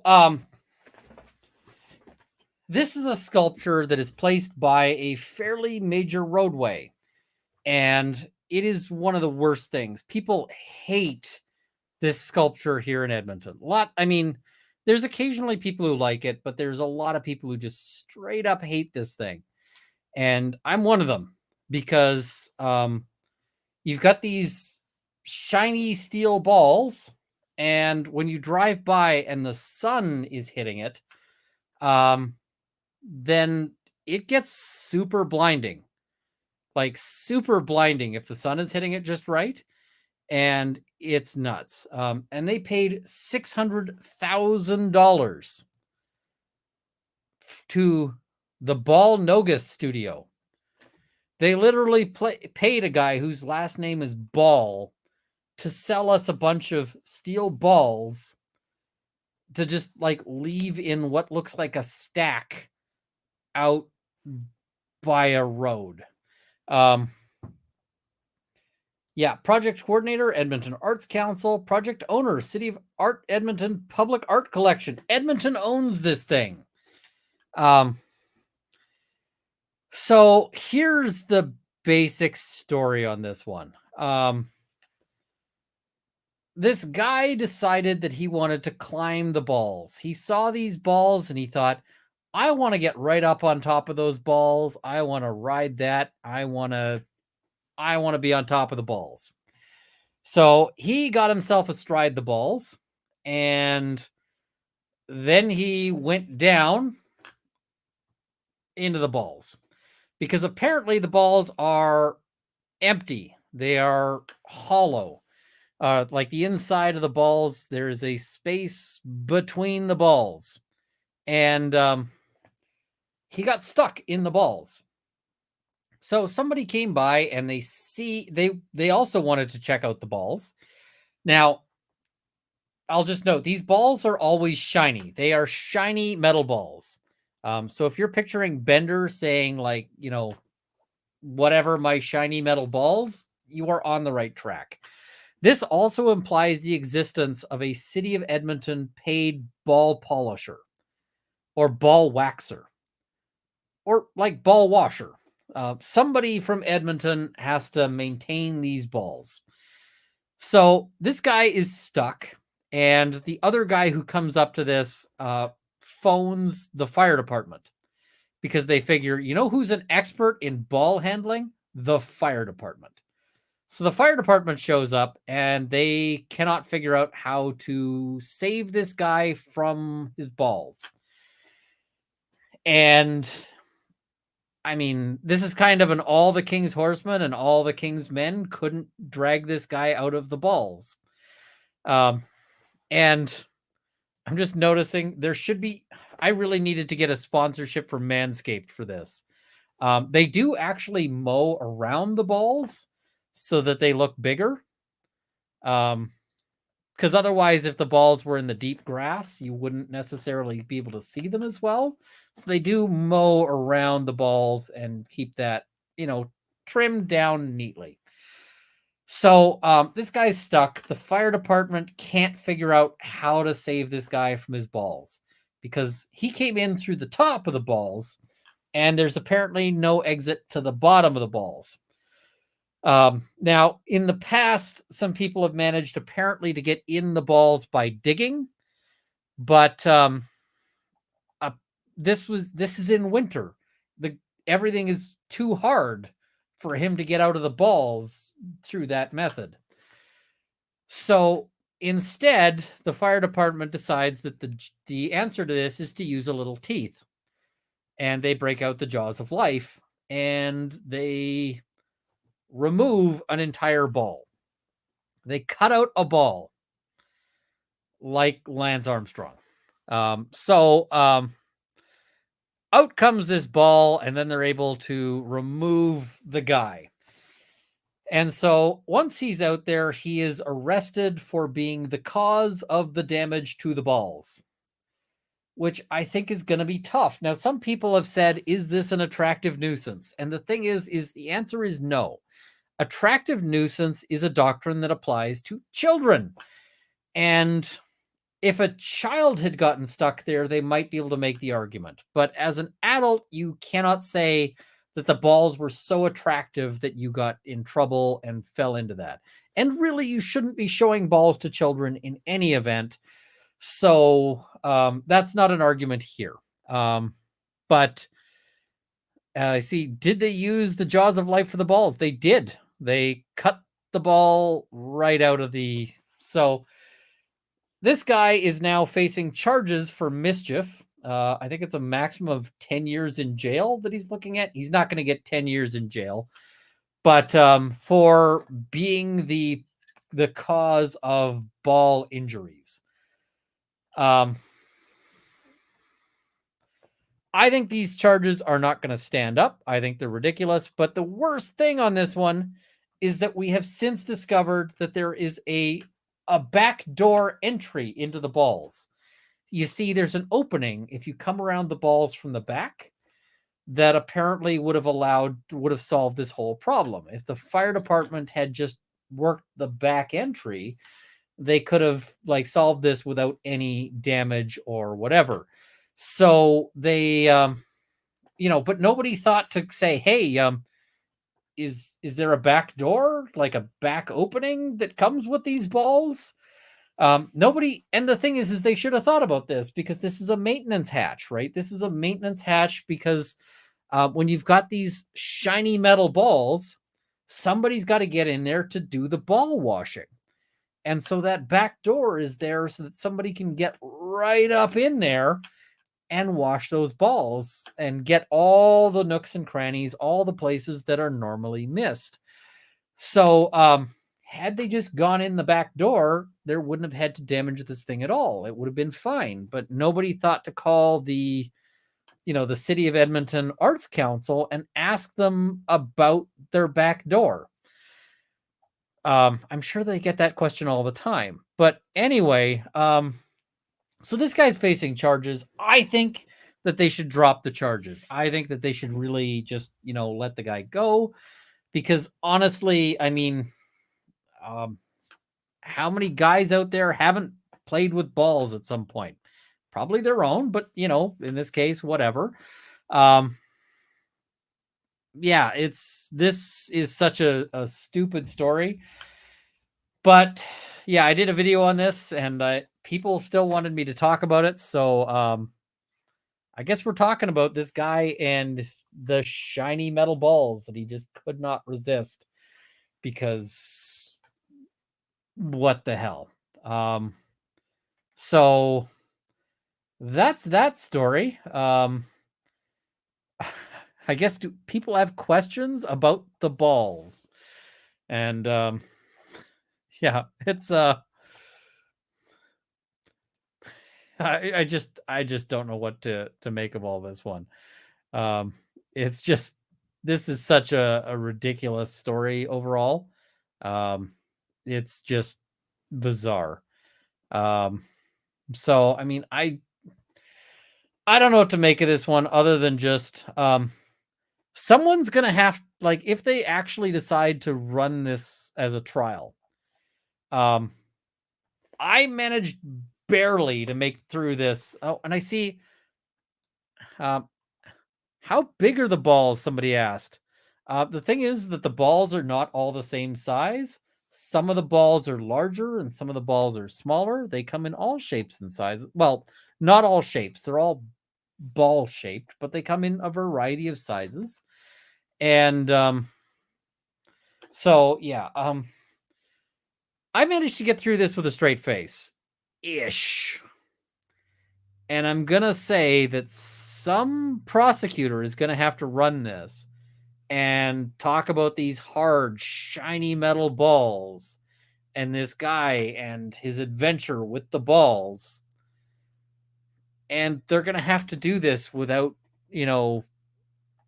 without a joke or, without, cracking up and without whatever else. So I just don't see how this is going to be how this is going to, like, do you really want to, do you really want to be the prosecutor who has to run this? I don't see it. So, all right. So that's one story. People really wanted to talk about the balls. I'm just like, oh my God, this is so ridiculous. All right, we will do a swoop. And maybe I should look at what is it? Ball related super chats here. So Automata, man, I just don't want to see the Bitboy beach picture that he captioned, "Say hello to my little friend." Oh my God, no. No, we do not need to see that. Rocky Top Girl would love to see the neti pot. Let me show you guys the neti pot. So this is the neti pot. So it was originally entirely just, plain white material. I fired up the Cricut and I cut out Simple Country Lawyer. So that is going to go out. I got to look up the address for the lawyer, and then I will send him that so that he's got his Simple Country Lawyer neti pot so that he can clear out his sinuses and do it in a style befitting that trial. Because so this will go in the mail as soon as I can, and yeah. Now, I see some people were saying that they wanted me to read like one of Rob's naughty books. I don't have any of those books. So I don't have any of those books to read. So we're not doing that. Instead, you get ball discussion. That is that. Please don't demonstrate. I will throw up. I'm not demonstrating that. Destined for that coughing cough dude who's just a Simple Country Lawyer. Yep. So that is exactly that one. Because oh my God, the snorting into the mic, I just couldn't. Shout out to Ian for keeping the Friday night energy appropriately frenetic. Also shout out to Rob and Clan Morton, Engineers Rule. Absolutely. Yes, I think that's where Rob is right now, is doing stuff relating to his dad getting an award there. So, and I just want to share here. Let me download this and then open it up. So I'm just going to pull up this image if I can. Give me a second. Let me just present this image. Here we go. So this is where Rob is. Rob is probably living his best life, whereas we are, yeah. You don't have the naughty books. I don't have the naughty books. I don't have any of the naughty books. So I don't know the naughty books. Did you see EDB's Clark Kent interview? I haven't seen it. I've seen it. They did that, or that she did the interview. I will admit, I reached out to that guy and I was like, hey, we should do an interview. And I never heard back. I'm not envious. Okay. I'm a little bit envious, but I'm going to watch that because yeah. Whoa, did you see this, Ian? Currently, numerous Canadian law enforcement agencies are investigating a massive gold heist. You're getting ahead of the story. We're doing that next. These balls may be more of a heap. Yes. Shout out to Corey, Bright Shiny Balls Captain. I think he'd like this story. I hope he gets to watch that video. What is that, Lassie? Little Timmy is stuck in the balls? Yeah. I prefer the jaws of life away from the balls. Yep, I think it's generally recommended that if you're going to be around balls, you should be gentle with the jaws. Law and Lumber is saying great timing to check in. I see. Rob, people want measurements of your pickle. The chat has insisted that you measure both the length and the girth of your pickle. And so make sure you do that and send that his way, or send that chat's way, because apparently they have plans for your pickle. I don't know what those are. Firefighters were busting balls. Yes, indeed. And maybe they weren't comfortable going through the back door, Ian. I mean, I'm not going to judge, right? Ian talking about balls, and Rob whipped his glowing pixel out on stream. Best week ever. Yep. No. We don't need to be rude to Clark Kent. Clark Kent is a lovely guy. I actually sent him an email saying I would love to talk to him about all of the stuff he does that isn't the Paltrow trial. I wanted to ask him about like his music and so forth, but yeah, we'll just have to see. So, all right, let's do another swoop here. Swoop. All right. So, let's talk about an entertaining tale of a heist. Canada occasionally gets weird heist stories, like we had the Grand Syrup heist story. But, yep. So, $20 million worth of gold and other high-value items stolen from Pearson Airport, police say. No arrests made. Police unsure if items are still in the country. Whew. Police are investigating the theft of a high-value container containing gold and other valuable items worth an estimated $20 million from Toronto's Pearson Airport. Arrived on a plane early Monday evening. They did not name the airline and declined to say where it arrived from, citing or adding it could jeopardize the investigation. Unloaded according to normal procedure, and its cargo taken to an airport holding facility before it was removed by illegal means. And no one's been arrested, but yeah, somebody managed to steal a $20 million container of gold. That's an amazing heist. Like, that is serious stuff. Now, the police noted, they say, we feel this to be an isolated incident. Therefore, for the traveling public that are concerned about coming and flying out, they should have no concern. We do not consider this to be a public safety matter. No kidding. Unless you are flying, like, unless you have a $20 million container, I would not be super worried. But, and I see Toronto Sun claims they have confidential material that the gold belonged to TD Bank. If that is the case, I would expect TD Bank is very unhappy right now. So, yep.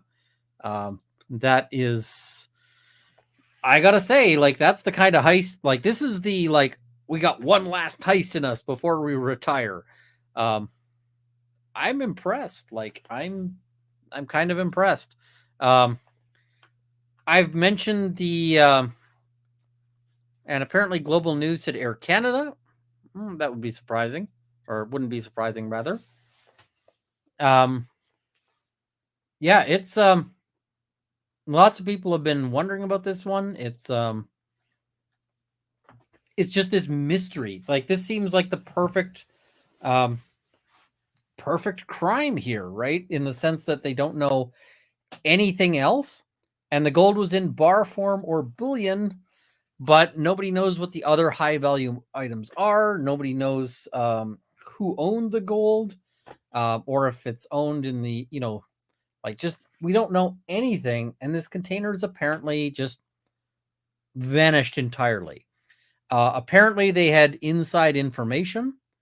They say that they'd prepared and planned this way ahead of time. This seems to be, it doesn't appear to be two people, or like people who just, like, they say that it doesn't seem like it was just an impulsive theft, like people who just got tempted by this container. They say basically that this is a movie plot right here. So, I want to see, what's going on this one. I'm just kind of surprised that they moved $20 million worth of gold and they had like no security on that one. That's weird. And yeah, this is a good, great comment. The Canadian job, because it kind of feels like the Italian job here, right? It's a weird case.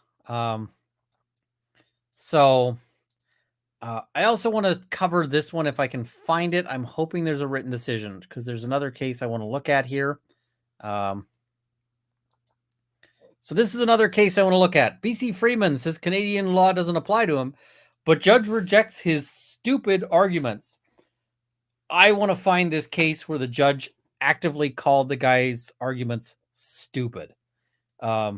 So he was charged with contempt in the face of the court for refusing to recognize its legitimacy. So he was sentenced to a year in jail for contempt of court. Solid, straight up year. Yep. That's rough, right? It's there's a lot of these Freeman out here, and there's a lot of sort of concerns on that one, and yeah, it's this court was not playing around. I see Bitboy, take heed. Yep. This is why you don't screw around with the container. How heavy do you think that container was? I don't. Somebody was saying it was over 600 pounds of gold. 600 pounds. That's not impossible at all. Like you can fit 600 pounds into a small car, right?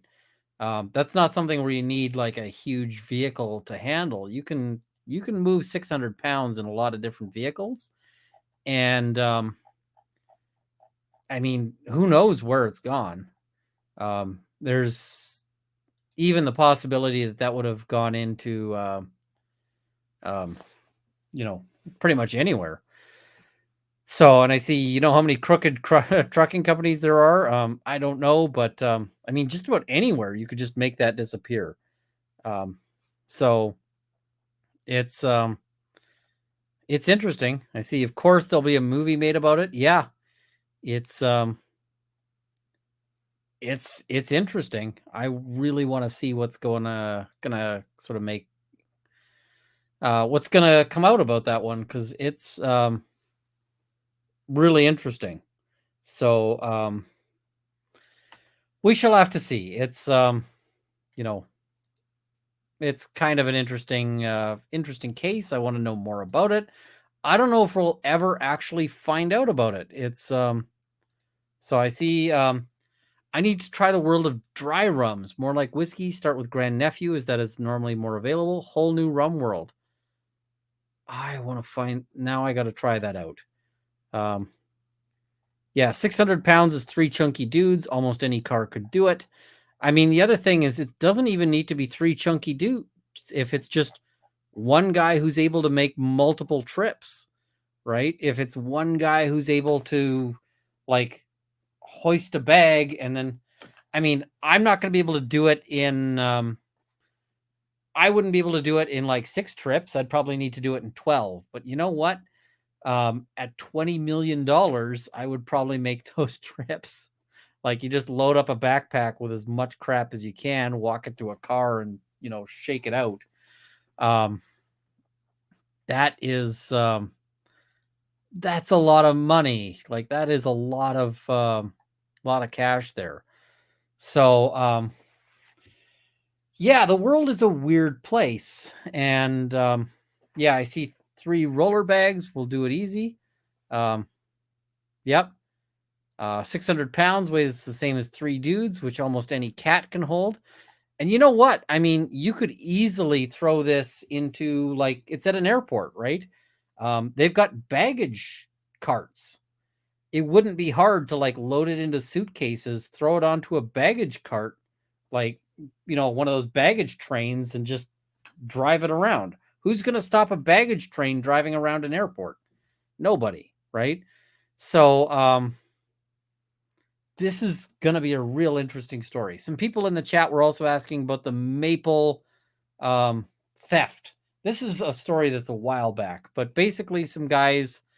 So Canada has a strategic maple reserve, or a strategic maple syrup reserve, rather. What that means is that they actually store maple syrup in barrels, like oil drums. And somebody decided that they were going to steal maple syrup.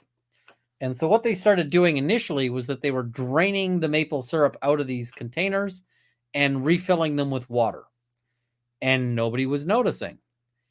And then somebody got lazy. This is like a big cause of a lot of problems. Somebody got lazy, and they determined that it was way easier, rather than refilling them with water, they would just not refill them at all. They would just leave them as empty things. And if you're wondering why this thing exists, it's partially to manage prices. It's partially that if there's too much syrup produced and the prices would go down, they would actually just put it in the reserve later. And then if there was not enough syrup being produced later, and they would pull syrup out. So that was kind of the idea. Now, at the end of the day, somebody gets discovered because they were going to do something on the, in this thing, and they ended up knocking over a container and going, wait a minute, that container shouldn't be that light. Why is it empty? And then they eventually, once they eventually sort of, started going through it, they did an audit of the syrup. They discovered the ones that were full of water as well as all the empty ones. And they went, oh, crap. So a bunch of people got a ton of jail time on that. Oh my God, Canada's fudging global syrup prices? Dude. Yep. Canada is fudging global syrup prices. Somebody described this as like maple scented OPEC. It kind of is, because yeah, it's a weird sort of aspect there. So yeah, it's just sort of a fun story on that one. But yeah, I don't know what to make of that one. It's just a weird story. I want to see what's going on with this gold story. I really want to see. So we've been at this for almost 4 hours, and I am starting to run out of brain. So I'm going to look at super chats. Hi, Runkle. Can you tell me if the balls are inspired by pinballs from the Who's film Tommy? Awesome. I'd want to climb them too. Supposedly they are a statement on man's connection to nature. And I don't know how that makes sense. I suspect that what they're actually a statement on is that the artists wanted to be paid $600,000, and they were willing to write up whatever bullshit in a artist statement that it took to get paid $600,000. But yeah, I just don't know. It's hard to say. That's my suspicion. It was obvious EDB couldn't ask questions about the case, but she did great asking Clark Kent all about him. Yeah, I mean, I think he's a fascinating guy. I would love to see his musical career take off. I also kind of want to know. I kind of want to know about Owens. I want to know what Owens' deal is. I would love to actually have Owens on. I was critical of Owens during this trial, but at the end of the day, Owens won the trial. I just kind of want to know what his deal is. Does he have a, some people suggested he might be neuroatypical. So I see the Chicago bean resembles a certain toy that is manufactured as well. We're not going to talk about what that toy is for. $600,000 should be made of brass at that price. So yeah. Owens is odd till the last day when he got better. At the last day, Owens in the Paltrow trial, Owens found his stride in this weird way. Owens just kind of like, he just busted out this new side of him that we'd never seen.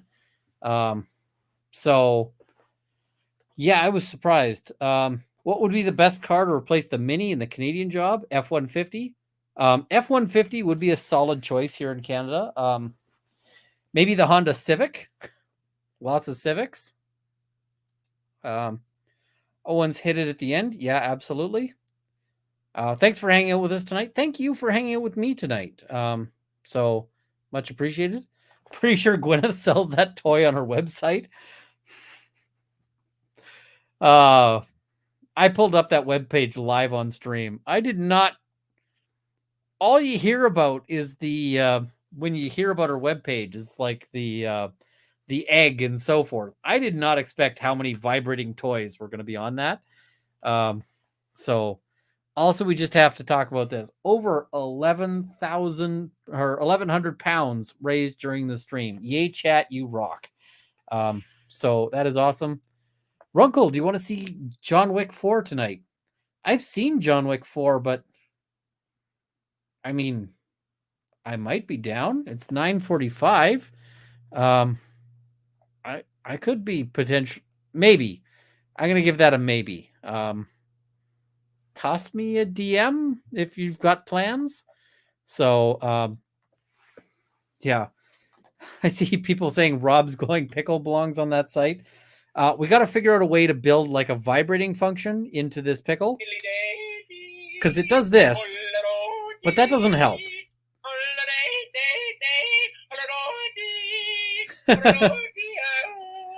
I see that was the real Owens. He played dumb on purpose and then hit a homer. Great comeback for real. It may be that Owens was slow playing it. I have to wonder if Owens was rattled by the media coverage. Yeah, I don't know. He just got really good at the end. So Owens's close was not like his open. His open was bad. His open was clumsy. It was awkward. It wandered. His close nailed it. There were parts where during his close, I was like, absolutely. Somebody's asking, does my pickle glow? My pickle does not glow. It is a non-glow in the dark pickle. You know, so if you see the pickle, it does not glow. Why is Runkle's pickle so much better than EDB? Or so much bigger than EDB? You know what? I'm so resisting the urge. My inner 12-year-old has some thoughts on this one. So think Owens maybe Neuro kind of spicy. He rocked it towards the end. I wonder about that. I kind of wonder about that. So it is a good movie. It is a good movie. Yeah, I don't know. Owens is kind of a mystery to me, and I'm going to say I didn't like Owens at the start of the trial. I didn't like Owens throughout most of the trial. And towards the end of it, I really thought Owens pulled it off. I'm really cautious about seeing John Wick because Lance Reddick, loved him in the series. Lance Reddick is an amazing actor. I'm just going to say not just in the John Wick series, but also elsewhere. Lance Reddick does a tremendous job, and but it is kind of sad. It is kind of sad. And I see, remember, Owens was also sick during the trial. Maybe he was just feeling better. Maybe Owens at the end of it just was like starting to feel a little bit more healthy.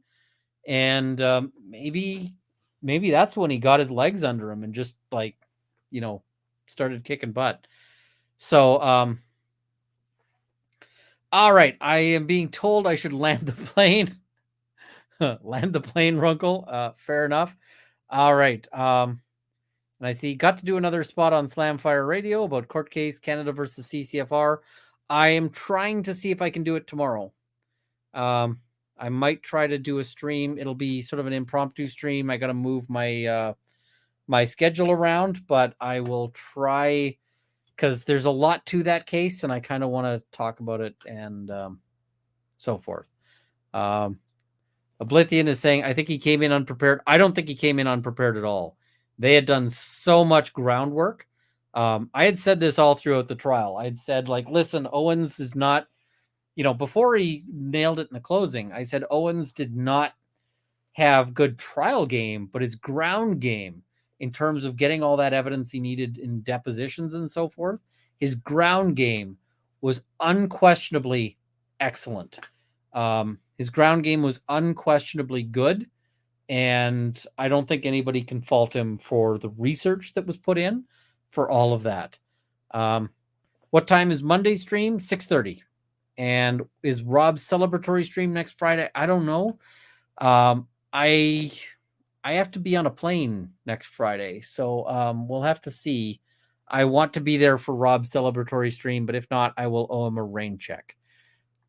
Sarah Bellum is noting, crap, my membership expired. Well, that might be possible there.